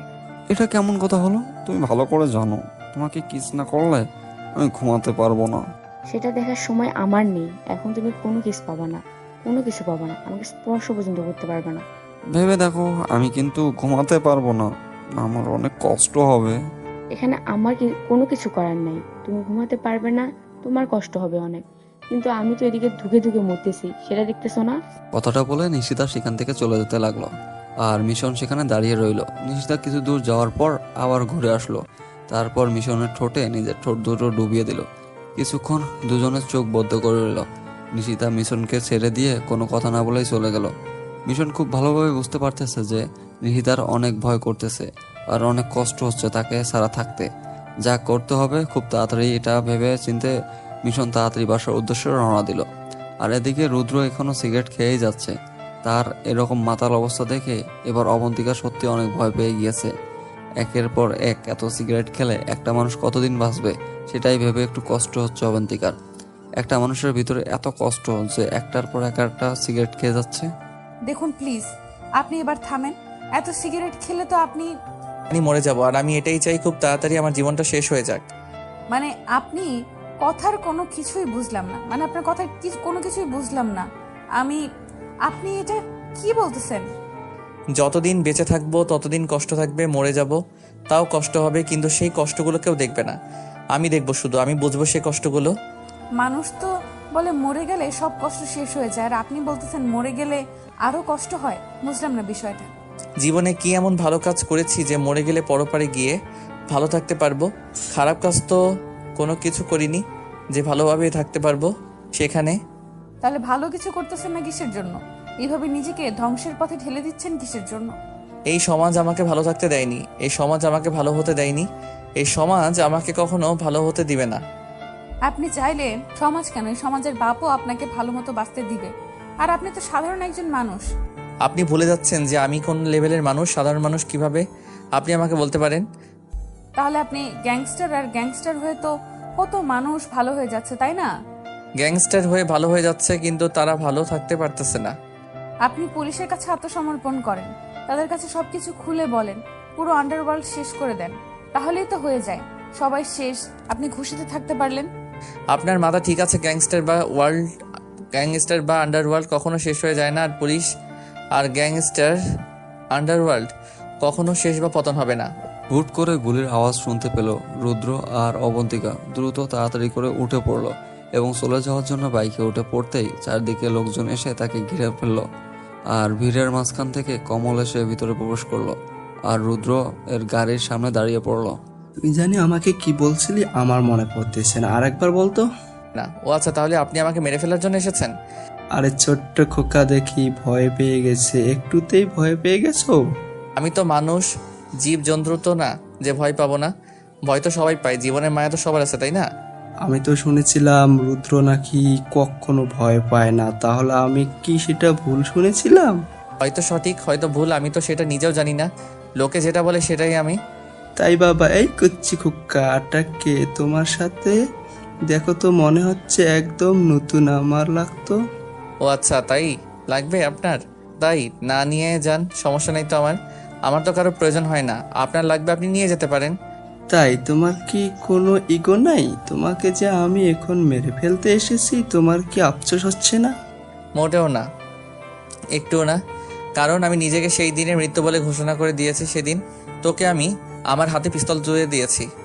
তাহলে একটু আগে বললে যে ভয় লাগতেছে, আর এখন এত বড় বড় ডায়লগ মারতেছিস, ব্যাপার কি? দেখেন, আপনাকে একটা কথা বলি, সেটা হচ্ছে যে আপনি যে আমাকে এখানে মেরে ফেলার জন্য এসেছেন সেটা কিন্তু আমি আগে থেকে জানতাম যে আপনি আমাকে এখানে মারার জন্য আসবেন, আমি তার জন্য এখানে এসেছি। মানে কি কি বোঝাতে চাচ্ছিস তুই আমাকে? আপনার সাথে আমি একটু কথা বলবো, আমি তো এখানে আছি, সমস্যা নেই, কিন্তু এই মেয়েটার এখান থেকে যেতে দিতে হবে। আমি ওই মেয়েটার সাথে একটু কথা বলি, তারপর আপনার সাথে কথা বলতেছি।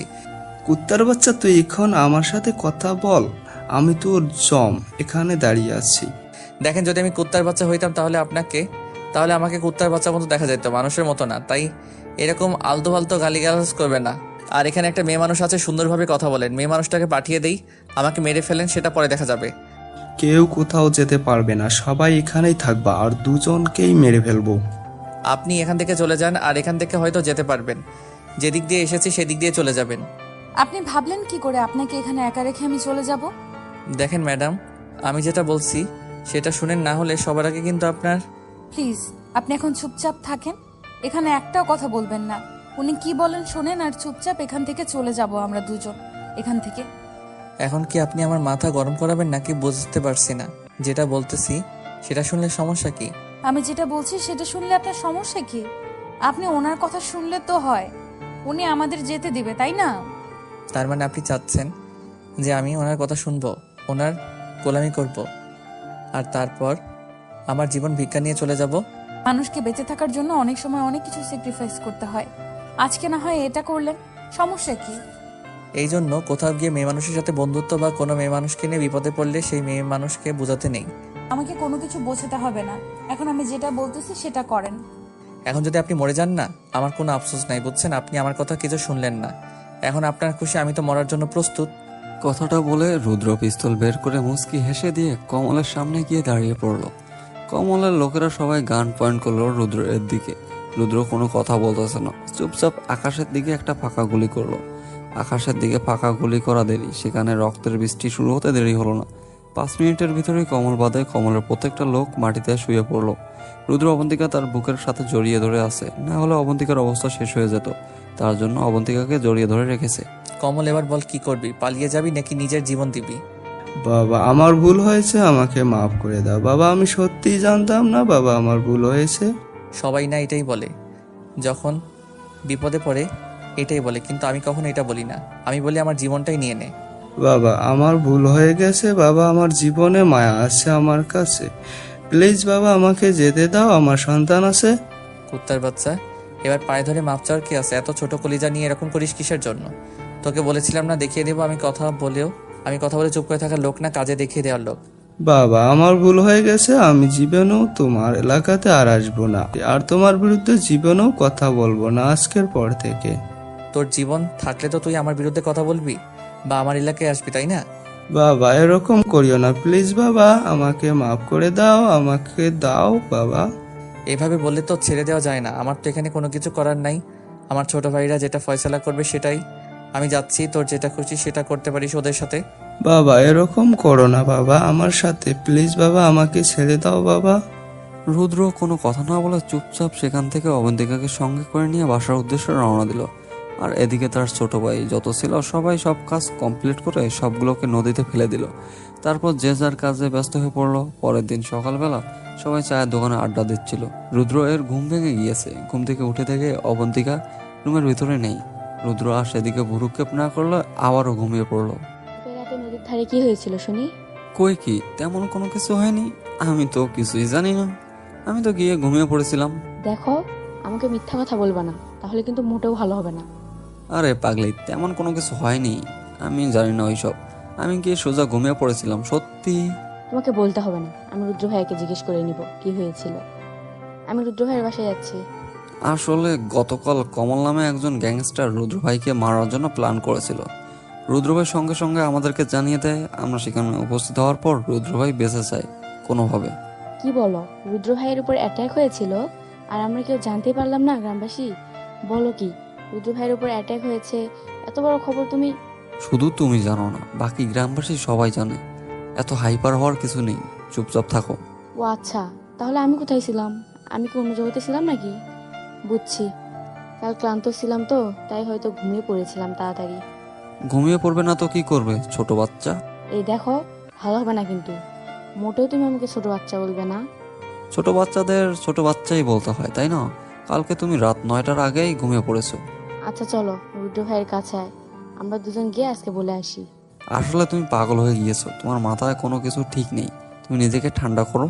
আরে কালকে রাত্রে বাবা জানি কার সাথে কথা বলতেছে আমার বিয়ের ব্যাপার নিয়ে। আমি তো ঘুমাতেই পারছিলাম না ঠিক মতো।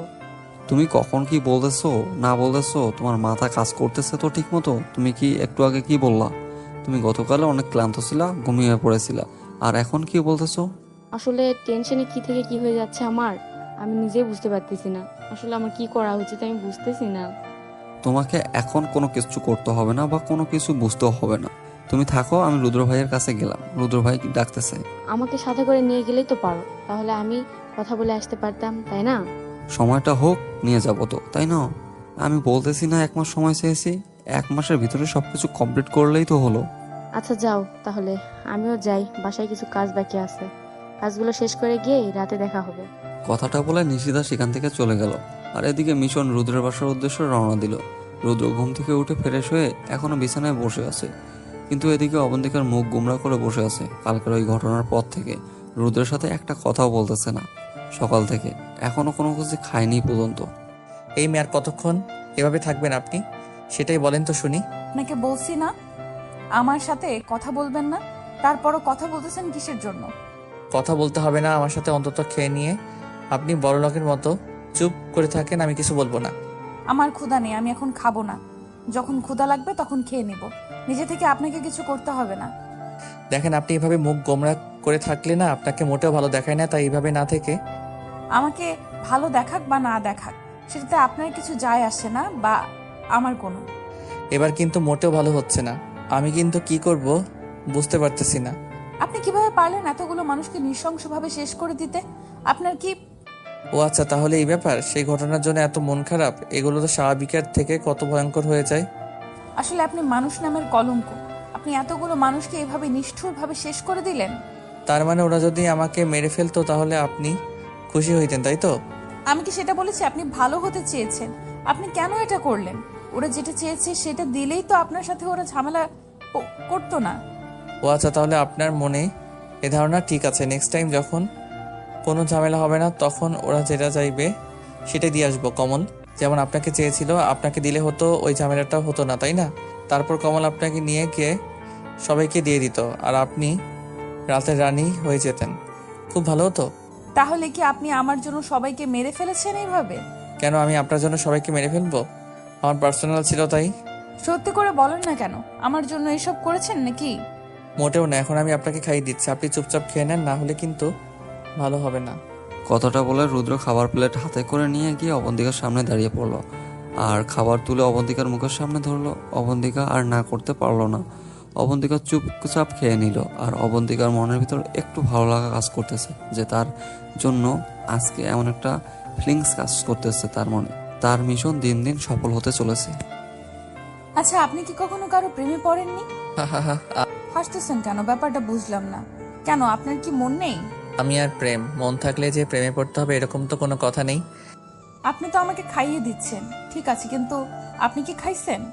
এখন খেতে ইচ্ছে করতেছে না, পরে যখন ইচ্ছে হবে খেয়ে নেব। এটা আবার কোন ধরনের কথা? আপনি আমার ঠিক খোঁজ খবর রাখতেছেন, বাট আপনি নিজে খাচ্ছেন না। জীবনে আমার কোনো অতিথি ছিল না, আপনি প্রথম আমার লাইফে। অতিথি আপ্যায়ন না করলে কেমন হয় না? কেন, আপনার বাড়িতে কোনো মেহমান আসে না? আপনার আত্মীয় স্বজন কেউ নেই? থাকলে তো আসবে, আর আমার আত্মীয় স্বজন আছে কিনা আমি তো সেটা নিজেও জানি না। কেন, আপনার কখনো ইচ্ছা হয়নি যে আপনার ফ্যামিলির খোঁজ খবর নিতে? কে আপনার বাবা মা? অযথা সময় নষ্ট করার কোনো ইচ্ছা নেই, তাই আর ওইসব খোঁজ খবর নিতে যাইনি। এখন আমার খাওয়া হয়েছে, আর খাওয়াতে হবে না। আমার তো পেট ফুলে বেলুন হয়ে যাচ্ছে।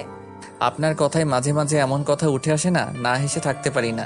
কি জানি, আমি তো আর মানুষকে হাসাতে পারি না। সবাই নাকি বলে আমার কথায় কোনো রসকস নেই। রসকস না থাকাই ভালো। বর্তমান যে যুগ, এই যুগের রসকস থাকলে ঝামেলা। এখন আপনি বসে পড়েন, আমি আপনাকে খাইয়ে দিব।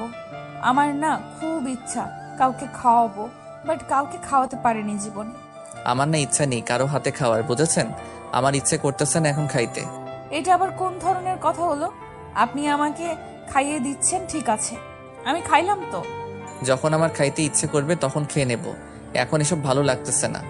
দেখুন, এখন আমার কথাটা আপনাকে রাখতে হবে, আর আমি কেমন যে জেদি সেটা তো আপনি ভালো করে জানেন। সত্যি আমার খুব খারাপ লাগতেছে, কারণ আমার একটা মিশন আছে, মিশনটা আমার কমপ্লিট করতে হবে, না হলে অনেক ঝামেলা হয়ে যাবে। এত টেনশন করার কি আছে? সবকিছুর সমাধান আছে। আপনি খাওয়া দাওয়া করেন, তারপর বাকি টেনশন করেন। তারপর অবন্তিকা জোর জবস্তি করে খাইয়ে দিল রুদ্রকে।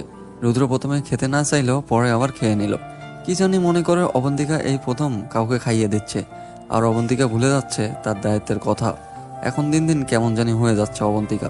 রুদ্রের কাছে কেমন জানি দুর্বল হয়ে পড়তেছে সে। তারপর খাওয়া দাওয়া শেষ করে দুজনের রুমে বসেছিল, তখন মিশন রুমের ভিতর চলে আসলো হুট করে। প্রথমে মিশন লজ্জা পেয়ে বেরিয়ে যেতে ধরলো, রুদ্র তাকে থামিয়ে দিল। কিরে, কই যাচ্ছিস? আর ভিতরে চলে এসেছিস, লজ্জা পাবার কি আছে? না ভাইয়া, এমনিতেই আপনি এখানে কথা বলা শেষ করেন, বাইরে আপনার জন্য অপেক্ষা করতেছি। আমার বিয়ে করা বউ না, আর তোর ভাবিও না, লজ্জা পেয়ে চলে যাবি। আর আমি এখানে কোনো কিছু করব, চলে আয়। আসলে ভাইয়া, আপনি আমাকে যেটা বলছিলেন না, সেটা একটু তথ্য নিলাম, সেখানে একটু ঝামেলা আছে।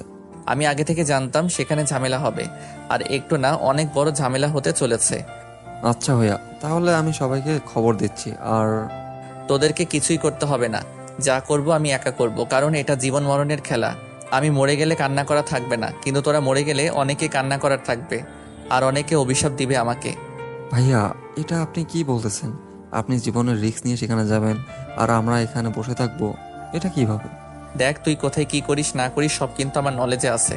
তাড়াতাড়ি বিয়েটা দিচ্ছি তোদের, এই ঝামেলার আগেই বিয়ে দেব। নতুন দাম্পত্য জীবন শুরু কর। আমি মরে গেলেও আপনাকে সেখানে আমি একা যেতে দেব না। দেখ ভাইয়া, এরকম করিস না তোরা, সবাই ভালো থাক, আমি এটাই চাই। ভাইয়া, আমরা কেউ আপনাকে একা সেখানে যেতে দেব না। এটা আপনি যতই বলেন না কেন, আমরা কেউ মানব না এটা। আচ্ছা, সেটা পরে দেখা যাবে। আর আমি আজ রাতে নিশিতার বাবার সাথে কথা বলবো, তোদের বিয়ের দিন তারিখ ঠিক করব। কিন্তু ভাইয়া, এই ব্যাপারটা আপনি জানলেন কিভাবে? এটা তো কেউ জানে না। আমি তোর বড় ভাই, এই কথাটা মাথায় রাখিস, বুঝছিস? আর বড় ভাইয়ের কাছে আচ্ছা ভাইয়া, আর এখানে কোনো কিছু বলতে চাই না আমি। এখানে আপনি আর কিছু বলিয়েন না, আমি বুঝতে পারছি। নে, এখানে 5 লাখ টাকা আছে, সুন্দরভাবে সবকিছু আয়োজন করবি, কোনো কিছু যেন কমতি না থাকে, গ্রামের প্রতিটা মানুষ যেন খুশিতে মুখরিত হয়। আচ্ছা ভাইয়া, কোনো সমস্যা নেই। আপনি যেভাবে চাইবেন সেভাবেই হবে। আমি সবাইকে খবর দিচ্ছি। আচ্ছা, এত লাফালাফি করা যাবে না কিন্তু, তাহলে কিন্তু শত্রুরাও জানতে পারলে ঝামেলা হয়ে যাবে। যা করবি চুপচাপ হুট করে আয়োজনটা শুরু হয়ে যাবে। ওকে ভাইয়া, আপনি যেভাবে বলবেন ঠিক সেভাবেই হবে, আমি যাচ্ছি। কথাটা বলে মিশন টাকাগুলো হাতে নিয়ে চলে গেল। তারপর তার ফ্রেন্ড সার্কেল মানে যারা একসাথে কাজ করে সবাইকে খবর দিল। সবার হাতে টাকা ধরিয়ে দিল, প্রতিটা মানুষকে টাকাগুলো দিতে বলল। গ্রামে প্রায় 500 মানুষ বসবাস করে। সবাই সুন্দরভাবে টাকাগুলো বন্টন করে দিল এবং সবাইকে বিয়ের দাওয়াত দিল। এই গ্রামে যত মানুষ থাকে সবাই রুদ্র নিজের ছেলের মতো ভালোবাসে, কেউ ভাইয়ের মতো, কেউ বা চাচার মতো। যার সম্বন্ধ যেমন সেভাবেই সবাইকে আপন করে নিয়ে আসে রুদ্র। তখন আপনি কিসের মিশনের কথা বললেন? আর সেখানে আপনি একাই যাবেন? এটা বলা যাবে না, বাট এটাতে অনেক রিস্ক আছে, তাই আমি একাই যাব। আমি মরে গেলে আমার পাশে কান্না করার কেউ থাকবে না, কিন্তু ওরা যদি কেউ মারা যায় ওদের ফ্যামিলি আছে। আপনি যদি জানেন আপনি সেখানে গেলে মারা যাবেন, তাহলে কেন আপনি সেখানে একাই যাবেন? আমি যদি মারা যাই না, সেখানে সবাইকে নিয়ে মারা যাব, কিন্তু এই বাকি গ্রামের মানুষগুলো সবাই সারা জীবন বসে খেতে পারবে। আপনি বেঁচে থাকলেও তো তারা সারা জীবন বসে খেতে পারবে, তাই না? আপনি তো তাদের উপার্জন করে খাওয়াতে পারবেন। পুলিশের যে চাপ পড়েছে আমার উপর, কখন যে কি হয় আমার, আর এদিকে যে আমার শত্রু বাহিনীর হাতে কখন মরে যায়, ঠিক আছে? আমার পুলিশকে এত ভয় পাচ্ছেন কেন? আর আপনার শত্রু বাহিনী তো সুযোগ পেলে আপনাকে মেরে ফেলবে। পুলিশের কাছে আমি অবৈধ কাজ করি, তারা তো আর জানে না যে আমি কেন অবৈধ কাজ করি, কেন এই পথে আছি। আপনি বুঝিয়ে বলে অবশ্যই তারা বুঝবে, কিন্তু সবার কাছে সমান, তাই না? সেই সুযোগটা দিলে তো আমি তাদেরকে বলবো, তাই না? সেই সুযোগটা কিন্তু তাদের সামনে পাবোই না। আপনি চেষ্টা করলে কিন্তু সবকিছুই করতে পারবেন। যেহেতু চেষ্টা করে এতগুলো মানুষকে খাওয়াতে পারেন, তো এটাও করতে পারবেন। সেটা পরে দেখা যাবে, আগে সবাইকে হাসি খুশি রাখি, পরেরটা পরে দেখাবো। আমাকে বাইরে নিয়ে যাবেন? আমি দিনের বেলায় গ্রামটা ঘুরে দেখতে চাই। আপনাকে দেখে মনে হয় না আপনি এই গ্রামে ঘুরতে পারবেন, কারণ আপনার যদি কোনো শত্রু দেখে ফেলে। আপনি সাথে থাকলে আমি ভয় পাই না। আপনার সামনে থেকে আমাকে নিয়ে যাবে এমন হ্যাডাম কারোর কাছেই নেই। আমাকে এত বিশ্বাস করা কিন্তু মোটেও ঠিক হচ্ছে না, কখনো আমি পোল্টিবাজি করি, ঠিক নেই। এরকম কথা বলতেছেন কিসের জন্য? পোল্ট্রিবাজি করবেন মানে? মানুষ স্বার্থের জন্য সবকিছু করতে পারে। আপনি যেমন আপনার জীবন রক্ষার স্বার্থে এখানে এসে থাকতেছেন না, আমার হয়তো জীবন রক্ষার স্বার্থে আপনার সাথে বেইমানি করতেই পারি। আপনি এসব কি কথাবার্তা বলতেছেন? আমার সাথে বেইমানি করবেন? আমি কি আপনার কোনো ক্ষতি করেছি? ক্ষতি না করলে যে বেইমানি করবো না, এটার কোনো গ্যারান্টি আমি আপনাকে দিতে পারবো না। তাই আমি যতদিন ভালো আছি ততদিন ভালো, খারাপ হওয়ার আগে আপনি এখান থেকে চলে যাওয়াই ভালো হবে। আপনি কি জীবনে কখনো ভালো হবেন না? কবে যে মরে যায় সেই হিসাবটাই রাখি না, আবার ভালো হওয়ার হিসাব কখন রাখবো শুনি? মানুষ চাইলে সবকিছুই করতে পারে, বুঝছেন? আপনি যদি চান তাহলে ভালো হতে পারবেন, জীবনযাপন সুন্দরভাবে করতে পারবেন। আপনি জানেন, আইনের লোকেরা গ্রামকে সিন্ডিকেট গ্রাম বলে অভিহিত করে। তারা এই গ্রামকে উড়িয়ে দিতে চায় মানচিত্র থেকে। এই গ্রামের প্রতিটা মানুষকে তারা নৃশংসভাবে মারতে চায়, জানেন আপনি? এটা কেন করবে তারা? আমি বুঝতেছি না। আপনার কি মনে হয় প্রতিটা পুলিশই ভালো, বা প্রতিটা আইনের লোক ভালো? আপনার কি মনে হয় জনগণ সবাই ভালো, আইনের লোক সবাই ভালো? আমি সেটা বলতেছি না, কিন্তু ভালো হওয়ার চেষ্টা করলেও কিন্তু সবকিছু থেকে বেরিয়ে এসে ভালো হওয়া যায়, নিজের চেষ্টায় থাকলে। এসব কথা বাদ দেন তো, চলেন আপনাকে আমার গ্রামটা দেখিয়ে নিয়ে আসি। আমি গোসল করব, কিন্তু গোসল করার পর পরবো কি? আমার তো কোনো জামা কাপড় নেই। আচ্ছা, এই কথা আপনি গোসল করেন, গোসল করা শেষ করে দেখবেন আপনার জামা কাপড় এখানে এসে উপস্থিত। আমি গোসল করে ভিজে কাপড় এখানে আসবো আপনার সামনে? আপনি পাগল হয়েছেন, তাই না? সমস্যা কি? রাতে মনে হয় আমাদের মাঝে কিছু হয়নি, সবকিছুই হয়ে গিয়েছে। আপনার কি আমি দেখি নাই বলেন তো? আমার মনে হয় লজ্জা শরম কোনো কিছু নাই, তাই না? দেখেছেন যেহেতু সবকিছু এসে দাঁড়িয়ে থাকবো সামনে, তাই না? এত লজ্জাপতি হলে চলবে না, যেটা বলতেছি সেটাই করেন। আপনি গোসল করতে চান, আমি যাচ্ছি। আপনি গোসল করতে যান, আমি যাচ্ছি, এর মানে কি আপনি আমার সাথে গোসল করবেন? করলাম, সমস্যা কি? আপনার কোনো সমস্যা আছে? আপনি গোসল করতে যাচ্ছেন, আমি যাচ্ছি। আপনার মাথা ঠিক আছে? আমি করব আপনার সাথে গোসল? রুদ্র আর অবন্তিকাকে একটা কথা বলতে দিল না। অবন্তিকাকে কোলে তুলে নিয়ে বাথরুমে চলে আসলো। অবন্তিকা অবাক, রুদ্র কি করতেছে। অবন্তিকা তার হাত দিয়ে ছোটাছুটি করতেছে, কিন্তু রুদ্র ছেড়ে দিচ্ছে না। তারপর রুদ্র সাওয়া ছেড়ে দিল আর অবন্তিকাকে শক্ত করে জড়িয়ে ধরে আছে। কাক ভেজার মতো দুজনে সেখানে দাঁড়িয়ে ভিজতেছে। অবন্তিকা নড়াচড়া করতেছে, কিন্তু রুদ্র তাকে নড়তেও দিচ্ছে না। অবন্তিকার যে কি একটা অবস্থা, অবন্তিকা বক বক করে যাচ্ছে, কিন্তু রুদ্র কানে নিচ্ছে না। রুদ্র শুধু ফিল করতেছে এখন রুদ্রের জীবনে কোনো মেয়ে আসেনি এভাবে তাকে অধিকার দেখিয়ে কথা বলবে, এরকম কোনো মেয়ে আসেনি তার লাইফে। অবন্তিকা প্রথম মেয়ে। প্রায় 30 মিনিটের মতো দাঁড়িয়েছিল, প্রচন্ড ঠান্ডা লেগে গিয়েছে। হাসি দেওয়া শুরু করলো অবন্তিকা। তখন রুদ্রের হুঁশ ফিরে আসলো আর শাওয়ার বদ্ধ করে দিল। তারপর আবার ওখান থেকে কোলে করে নিয়ে বাইরে নিয়ে আসলো। আর বাইরে এসে অবন্তিকা তো বড় অবাক, এগুলো কিভাবে আর এইখানে এত তাড়াতাড়ি কেমনে সম্ভব? বিয়ের আয়োজন কেমন চলতেছে? সবকিছু ঠিকঠাক তো? হ্যাঁ ভাইয়া, সবকিছু ঠিকঠাক চলতেছে, কোনো সমস্যা নাই। আর সবাই খবর পেয়ে গিয়েছে। রাতে হুট করে আয়োজনটা শুরু করবি, বুঝেছিস? যাতে করে কেউ বুঝে ওঠার আগে আয়োজনটা শেষ হয়ে যায়, সকাল অবধি। আচ্ছা ভাইয়া, আপনি হুট করে আবার দিন তারিখ পরিবর্তন করলেন কেন? এত এগিয়ে নিয়ে আসলেন কেন? তুই যদি এত বুঝতে পারতি তাহলে আজকে আমার জায়গায় তুই থাকতি, আমি না। আচ্ছা ভাইয়া, আমার ভুল হয়েছে এটা আপনাকে বলা। আমি এখন যাচ্ছি, বাকি কাজগুলো শেষ করতেছি। ভাই শোন, তোর সাথে আমার কিছু কথা আছে। আচ্ছা ভাইয়া বলেন, সমস্যা নেই, কি বলবেন না? তোর যত কথা আছে আমি পরে শুনে নেব যদি সময় পাই। কি বলছেন ভাইয়া, বুঝতে পারতেছি না। কিসের সময় পাই নাই পাই এইগুলো কি বলছেন আপনি? দেখ, তুই বিয়ে করতেছিস ভালো কথা, সবাইকে নিয়ে সুখে শান্তিতে থাকবি। আর আমি যদি এই গ্রামে না থাকি তাহলে সবাইকে একসাথে করে রাখবি সব সময়। আমার জায়গাটা তুই ধরে রাখবি। ভাইয়া দেখেন, এরকম কোনো কিছু করবেন না ভাইয়া, তাহলে আমি নিজেই শেষ করে দেব ভাইয়া। আমরা ভালো থাকতে পারবো না ভাইয়া আপনাকে ছাড়া। তোকে আমার সব কথা বলে দিলাম, তুই এই কথাটা কাউকে বলবি না।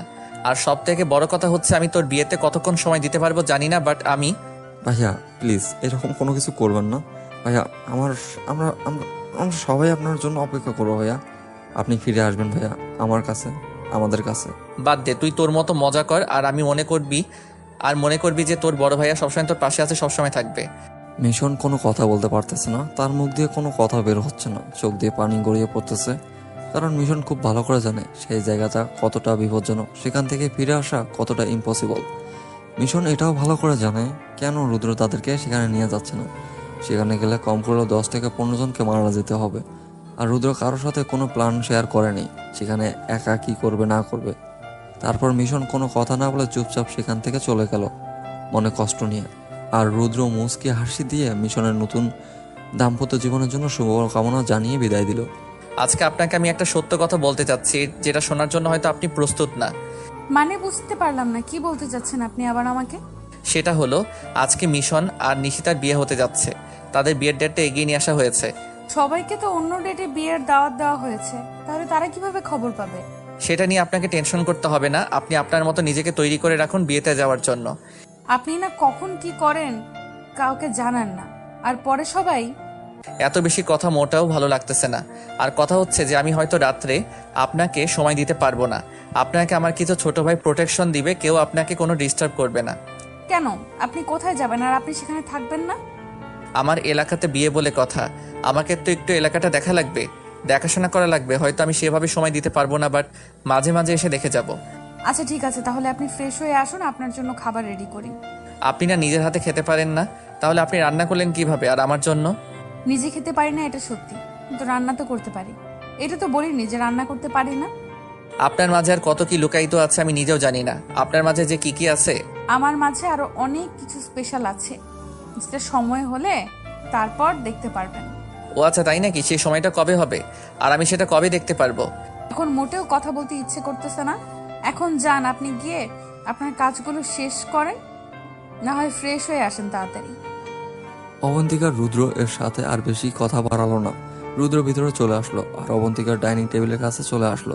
এসে ফোন বের করে অফিসার নাদিম সাহেবকে ফোন করলো আর তাদের স্টাফকে রেডি হতে বলল আজকে মিশনে নামার জন্য। আজকে এখান থেকে সবাইকে গ্রেপ্তার করে নিয়ে যাবে। আচ্ছা ম্যাডাম, আপনি যেভাবে প্ল্যান করেছেন সেভাবে সবকিছু হবে, কোনো সমস্যা হবে না। এটা মাথায় রাখবেন, এটা যেন কেউ একটুও বুঝতে না পারে, বুঝছেন? সমস্যা নেই, আমরা আমাদের স্পেশাল সব ফোর্স নিয়ে সেখানে পৌঁছে যাব। এটা কিন্তু মাথায় রাখবেন, এই গ্রামের প্রতিটা মানুষ কিন্তু রুদ্রর জন্য পাগল, জীবন দিতেও। সমস্যা নাই, এখানে কোনো বাধা মানব না। কেউ সামনে আসলে তাকে আমরা লাশ বানিয়ে তারপর রুদ্রকে নিয়ে আসব। যে কোনো মূল্য এই রুদ্রকে লাগবে, বুঝছেন?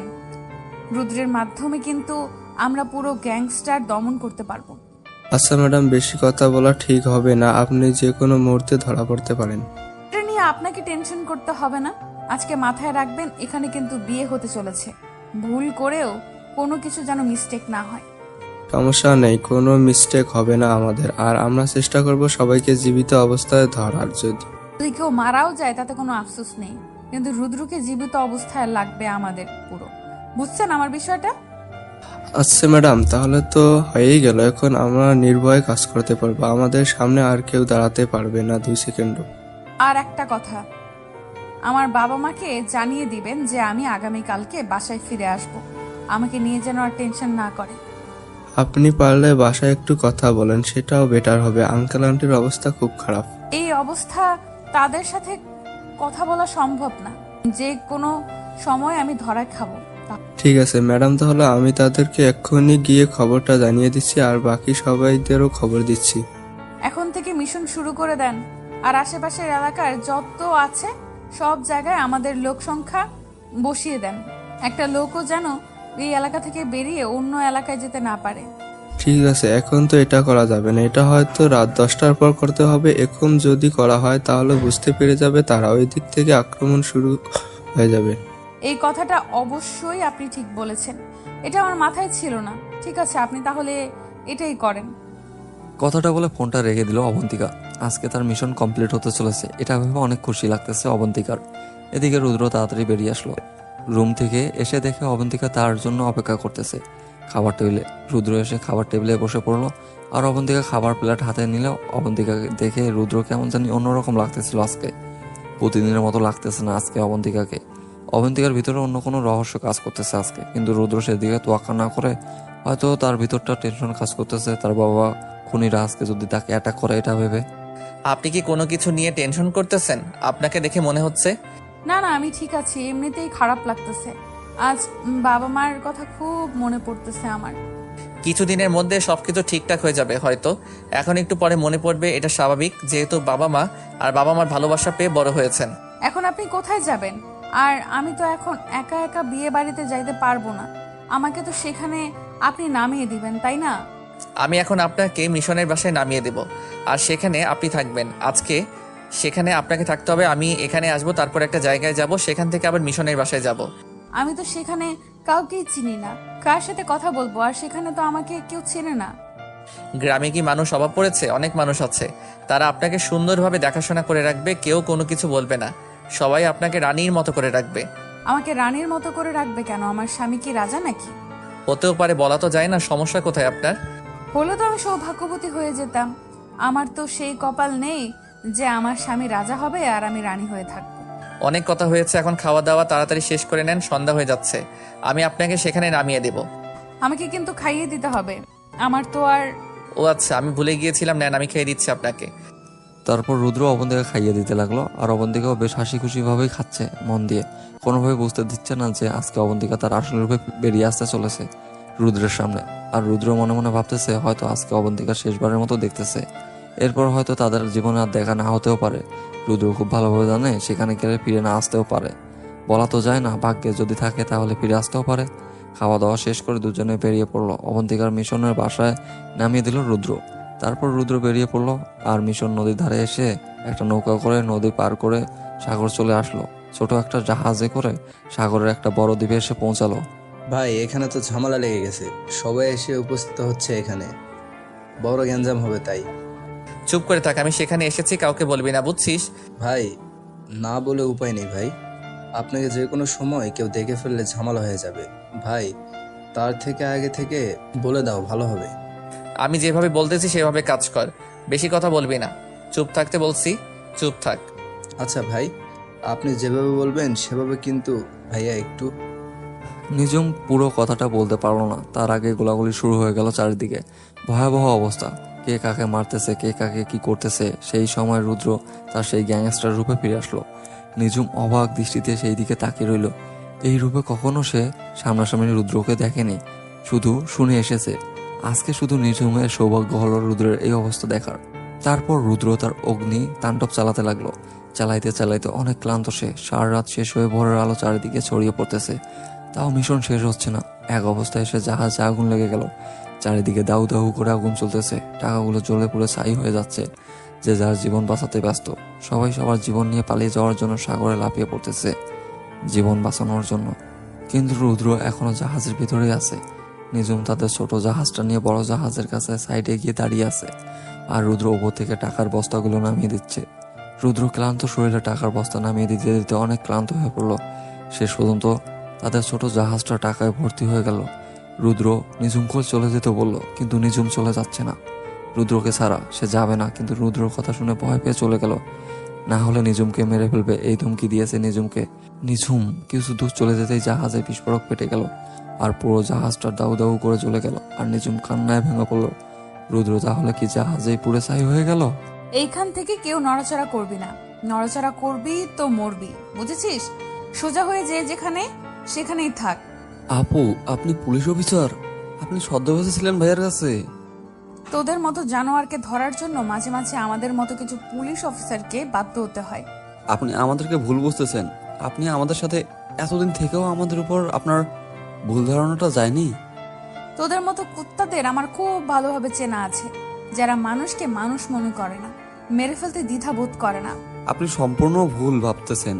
এটা করবেন না, এটা করলে অনেক বড় ক্ষতি হয়ে যাবে। আর রুদ্র ভাইয়া যদি জানতে পারে? তো রুদ্র ভাই কবে মারা গিয়েছে, এতক্ষণ বেঁচে আছে তুই ভেবেছিস? তো রুদ্র ভাই তো কখন মরে গিয়ে ভূত হয়ে পড়ে আছে, কোথায় গিয়ে দেখ। ও আচ্ছা, যদি তাই হয়ে থাকে আপনি আমাদের এখান থেকে নিয়ে যেতে পারবেন না। আপনার লাশ এখান থেকে যাবে। তাহলে দেখা যাবে আজকে চোর পুলিশের মধ্যে কে জয়ী হয়, তোরা নাকি আমরা। রুদ্র ভাই আপনাকে ভীষণ পছন্দ করত, আর নিজের থেকেও হয়তো আপনাকে একটু বেশি প্রাধান্য দেওয়া শুরু করেছিল। আর আপনি এর মাঝে আপনার আসল রূপে ফিরে আসলেন। এখানে সব রহস্য আমার কারণে। আমি সবাইকে ফাঁসিয়েছি, এখানে আমি সবাইকে প্ল্যান করে এখানে নিয়ে এসেছি। আপনি কাজটা মোটেও ঠিক করেননি, এজন্য আপনাকে পস্তাতে হবে। এমনকি আপনার জীবনটাও যেতে পারে। কথাটা বলে মিশন ইশারা করলো, আর চারদিকে গোলাগুলি শুরু হয়ে গেল। এবং গোলাগুলির আওয়াজ কে কোথায় মরে পড়ে রইল কেউ বেঁচে রইল না। হাতে গোনা কয়েকজন বেঁচে আছে। স্নাইপার স্পেশালিস্ট বাইরে থেকে পুলিশের অনেক সাপোর্ট করেছে, যার জন্য খুব তাড়াতাড়ি রুদ্র এবং আত্মীয় স্বজনের মানে গ্রামের লোকেরা মৃত্যুর কোলে লুটে পড়ল। অবন্তিকা মিশন এবং নিশিতাকে মারতে চায়নি, কিন্তু পিছন থেকে গুলি এসে মিশন এবং নিশিতার বুকে আঘাত করলো, আর বুক থেকে তাজা রক্ত গড়িয়ে পড়তে লাগলো। মিশন এবং নিশিতা নতুন দম্পতি তাদের ভালোবাসার শেষ নিঃশ্বাস ত্যাগ করলো, অপেক্ষা করতে লাগলো। আমাকে ক্ষমা করে দিস পাগলি, তোকে আমার ঘরে নিতে পারলাম না। আমার এক ফোঁটাও কষ্ট হচ্ছে না জানিস, কারণ আমরা রুদ্র ভাইয়ের জন্য জীবন দিচ্ছি। রুদ্র ভাই আমাকে সারা জীবন বেঁচে থাকার জন্য একাই মিশনে গেল। সেই রুদ্র ভাই হয়তো জানাই না তার ছোট ভাইটা এভাবেই শেষ হয়ে গেল। হয়তো আমরা দুজন একে অপরের জন্য তৈরি ছিলাম না, আর আমাদের ভাগ্যে লেখা ছিল না। এরকমই ছিল।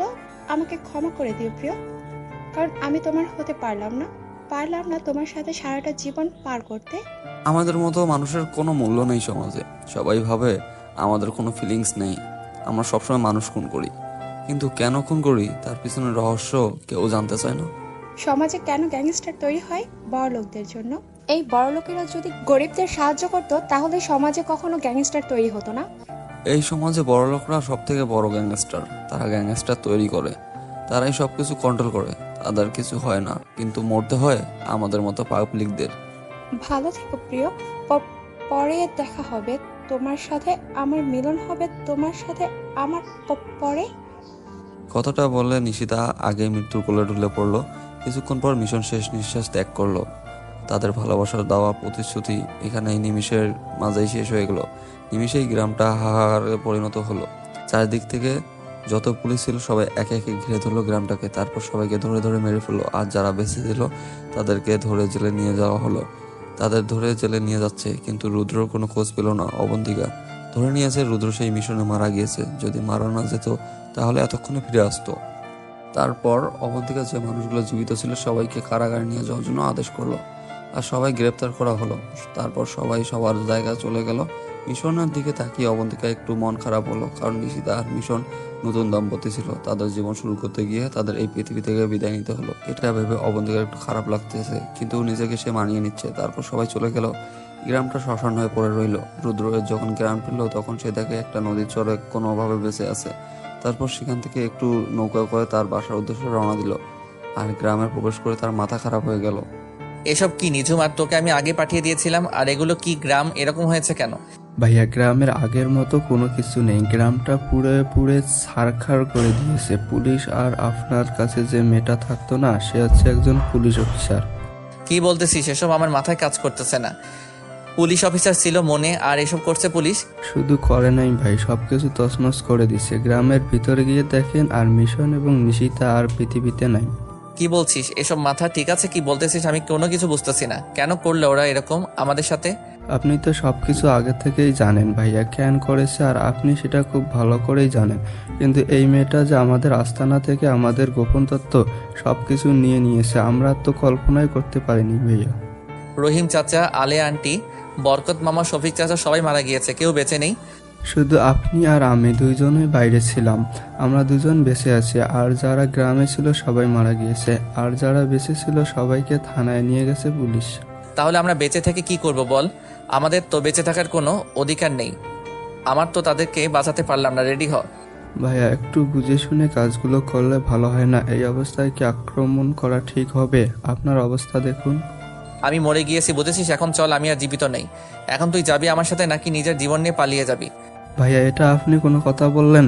আপনি সবকিছু রেডি করে রেখেছো, শুধু হুকুমের অপেক্ষায় ছিলাম। এখন সেটাও পেয়ে গেছি। এখন চলেন, তাণ্ডবটা চালাবো কি এখন? তারপর রুদ্র এবং নিঝুম দুজন তাদের জিপ করে বেরিয়ে পড়লো স্টেশনের দিকে। আর যে দিক দিয়ে যাচ্ছে সেদিক দিয়ে পুরো গ্রামটাকে উড়িয়ে দিচ্ছে, একদম আগুন দিয়ে পুড়িয়ে দিচ্ছে। আর এদিকে মুহূর্তে পুলিশ স্টেশনে খবর পৌঁছে গেল যে রুদ্র স্টেশনের দিকে আসতেছে, আর পুরো গ্রামটা পুড়িয়ে ছারখার করে দিচ্ছে। যে দিক দিয়ে যাচ্ছে সেদিক দিয়ে। কিছুক্ষণের মধ্যে তারা পুলিশ স্টেশনে পৌঁছে গেল। আর কোনো কথা নেই। যে গোলা বারুদগুলো ছিল সবগুলো পুলিশ স্টেশনের দিকে নিক্ষেপ করতে লাগলো।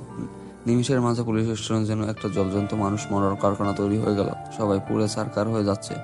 আর রুদ্র তার ফেভারিট গান AK-47 এবং MP-40 নিয়ে ভিতরে প্রবেশ করলো। ভিতরে গিয়ে দেখে অবন্তিকা বসে আছে, আর বাকি সবাই ছোটাছুটি করতেছে নিজেদের জীবন বাঁচানোর জন্য। কোনো কথা না বলে জেলের ভিতর যে লোকগুলো ছিল সবাইকে মুক্তি করে দিল রুদ্র। সবাইকে চলে যেতে বললো। তোর শত্রুতা ছিল আমার সাথে, তুই কেন মিশন এবং নিশিতার নিষ্পাপ জীবনটা নিয়ে নিলি? আমাদের কাছে শত্রু সবাই সমান, আমাদের কাছে ক্রিমিনাল সবাই সমান। তুই তো সেখানে 1 মাস ধরে ছিলি, তাহলে তুই বুঝতে পারলি না মিশন এবং নিশিতা কত ভালো ছিল? আমি তাদের মারতে চাইনি, কিন্তু পেছন থেকে হয়তো কেউ গুলি করে দিয়েছে, তাদের লেগে গিয়েছে, মরে গিয়েছে। কি হয়েছে? কিছু হয়নি, তাই না? তাদের জীবনটা তুই ছিনিমিনি খেলে শেষ করে দিলি। তাদেরকে তাদের ভালোবাসার স্বাদ পর্যন্ত নিতে দিলি না। আমি ভেবেছিলাম তুই মরে গিয়েছিস, কিন্তু তুই তো বেঁচে আছিস। ভালোই হয়েছে, এখন আমার কাজটা আরো সহজ হবে। তোর যত গডফাদার আছে, এখন তোর থেকে আমি সব কিছু এখন বের করে নেব। চেষ্টা করে দেখতে পারিস। আর তুই ভাবতেছিস তুই বেঁচে থাকবি, আর আমি তো এখানে চলে এসেছি। এটাও ভাবিস না যে আমি দুর্বল হয়ে পড়েছি, তোকে কিছু করতে পারবো না। শত্রু শক্তি বা ক্রিমিনালদের শক্তি যতই বেশি হোক না কেন, আইনের কাছে তারা কিছুই না। তুই এই রুদ্রকে চিনিস না, বুঝছিস? তুই সবার সাথে আমার তুলনা করতে পারিস না। তোর সর্বশক্তি দিয়ে চেষ্টা করে দেখতে পারিস। আজকে তোর জীবনের শেষ দিন হতে চলেছে। তুই কাকে ভয় দেখাচ্ছিস? যে নিজের দেশের জন্য নিজের সব কিছু তোকে দিয়ে দিয়েছিলাম, আর তুই সেই আমাকে কিনা ভয় দেখাচ্ছিস? লোকে ঠিকই বলেছিল যে এই মেয়ের মাঝে নিশ্চয়ই কোনো রহস্য লুকিয়ে আছে। আমি সে কেন তখন বুঝতে পারিনি, আর কেন যে ভুল করে তোকে সেখানে মেরে না ফেললাম। যদি তোকে সেদিন মেরে ফেলতাম তাহলে হয়তো আজকে এরকম দিন আমাকে দেখতে হতো না। আমি ভেবেছিলাম তুই আমাকে ধরে ফেলবি, কিন্তু দেখলাম না, তুই অনেক অনেক কাঁচা খেলোয়াড়, বুঝছিস? আমার মতো পাকা খেলোয়াড় হতে গেলে তোকে মরতে হবে। আসলে সত্যি কথা বলতে কি, কোনো মেয়ে আমার জীবনে ছিল না। কেউ আমাকে এভাবে কেয়ার করেনি, কেউ আমার যত্ন করেনি। তাই ভাবছিলাম যে হয়তো সারা জীবন আমার কাছে রেখে দেব রানীর মতো করে, কিন্তু আমার ভুল ছিল। আমি কখনো এটা কল্পনাই করিনি যে চোর আর পুলিশের মধ্যে কখনো সম্পর্ক হয় না। এটা ঠিক বলছিস, চোর আর পুলিশের কাছে কখনো সম্পর্ক হয় না। চোর আর পুলিশের কাছে যেটা হয় সেটা হচ্ছে শত্রুতামি। তোর আমাকে দরকার ছিল আমাকে বলতি, আমি নিজের ইচ্ছায় তোকে আমার সবকিছু বলে দিলাম। কিন্তু কেন তুই সবাইকে এভাবে মেরে ফেললি? কেন গ্রামটাকে জ্বালিয়ে দিলি? তুই তো গ্রামের সম্পর্কে সবকিছু ভালো করে জানতিস। কেন শুনতে পাচ্ছিস? তুই যে গ্রাম থেকে এরকম বড় আন্ডারওয়ার্ল্ডের ডন হয়েছিস, ওই গ্রাম থেকে প্রতিনিয়ত এরকম ছেলে মেয়ে আসবে যারা আন্ডারওয়ার্ল্ড ডন হতে চাইবে। তারা মানুষের জীবন নিয়ে খেলবে। আমি চাই না যে একটা গ্রামের জন্য পুরো একটা দেশ আতঙ্কে থাকুক। তুই আমাদের সম্পর্কে জানিস না, তাই তোর এই ভুল ধারণা। তুই অনেক কিছু জেনেও না বোঝার ভান করেছিলি, আমি এখন বুঝতে পারছি। এখন কি নিজ ইচ্ছা সবকিছু স্বীকার করবি, নাকি তোর উপর কোনো পদক্ষেপ নিতে হবে বা অত্যাচার করতে হবে? নিজের ইচ্ছায় স্বীকার করলে তোর জন্য আমি সুপারিশ করব, যাতে করে তোর শাস্তি কম হয়। তুই হয়তো ভুলে যাচ্ছিস যে আমি কি জিনিস আর তুই কাকে কি বলতেছিস। যখন থেকে এই পথে চলা শুরু করেছি তখন থেকে লাঠির আঘাত, লোহার ইস্পাতের আঘাত খেয়েছি, এত বড় হয়েছি। সেই ছেলে নাকি দুই একটা অত্যাচারকে ভয় করবে? দেখ রুদ্র, ভালোই ভালোই বলতেছি, আইনের কাছে নিজেকে সমর্পণ করে দে, ভালো থাকবি, বাকি জীবনটা অনেক সুন্দর কাটবে তোর। তুই যে খেলা শুরু করেছিস না, এই খেলা আমি শেষ করব। এই বাংলাদেশের যত পুলিশ স্টেশন আছে না, সবগুলো আমি ধ্বংস করে দিব। তারপর আমি নিজেকে শেষ করে দিব। এখন তোর চেষ্টা করতে পারিস আমাকে ধরার জন্য। তুই এখান থেকে বেরিয়ে যেতে পারবি না, বুঝছিস? তার আগে লাশ হয়ে যাবি। আরও তো পুলিশ স্টেশন ধ্বংস করার দূরের কথা, একটা পুলিশ স্টেশন ধ্বংস করতেও পারবি না তুই। তাহলে এটাই হয়ে যাক, দেখি কার কলিজায় দম কত। আমি এখান থেকে শুধু বেরোবো, তারপর দেখ কি হয় তোর এই সুন্দর অফিসের। তুই এখান থেকে বের হতে পারবি না, তার আগে তুই লাশ হয়ে পড়বি, বুঝছিস? আর তোর সাঙ্গ না একটাও বেঁচে নেই। তুই এখান থেকে বের হতে পারবি না, তার আগে তুই লাশ হয়ে পড়বি, বুঝছিস? আর তোর এই যে বন্ধুরা, গল্প শেষ করে কমেন্ট না করে চলে যাচ্ছ, এইটা কিন্তু ঠিক না। তাড়াতাড়ি কমেন্ট করো। আর যারা এখনো আমাদের চ্যানেলটি সাবস্ক্রাইব করো নাই, জলদি করে সাবস্ক্রাইব করে আমাদের চ্যানেলের একজন মেম্বার হয়ে যাও প্লিজ।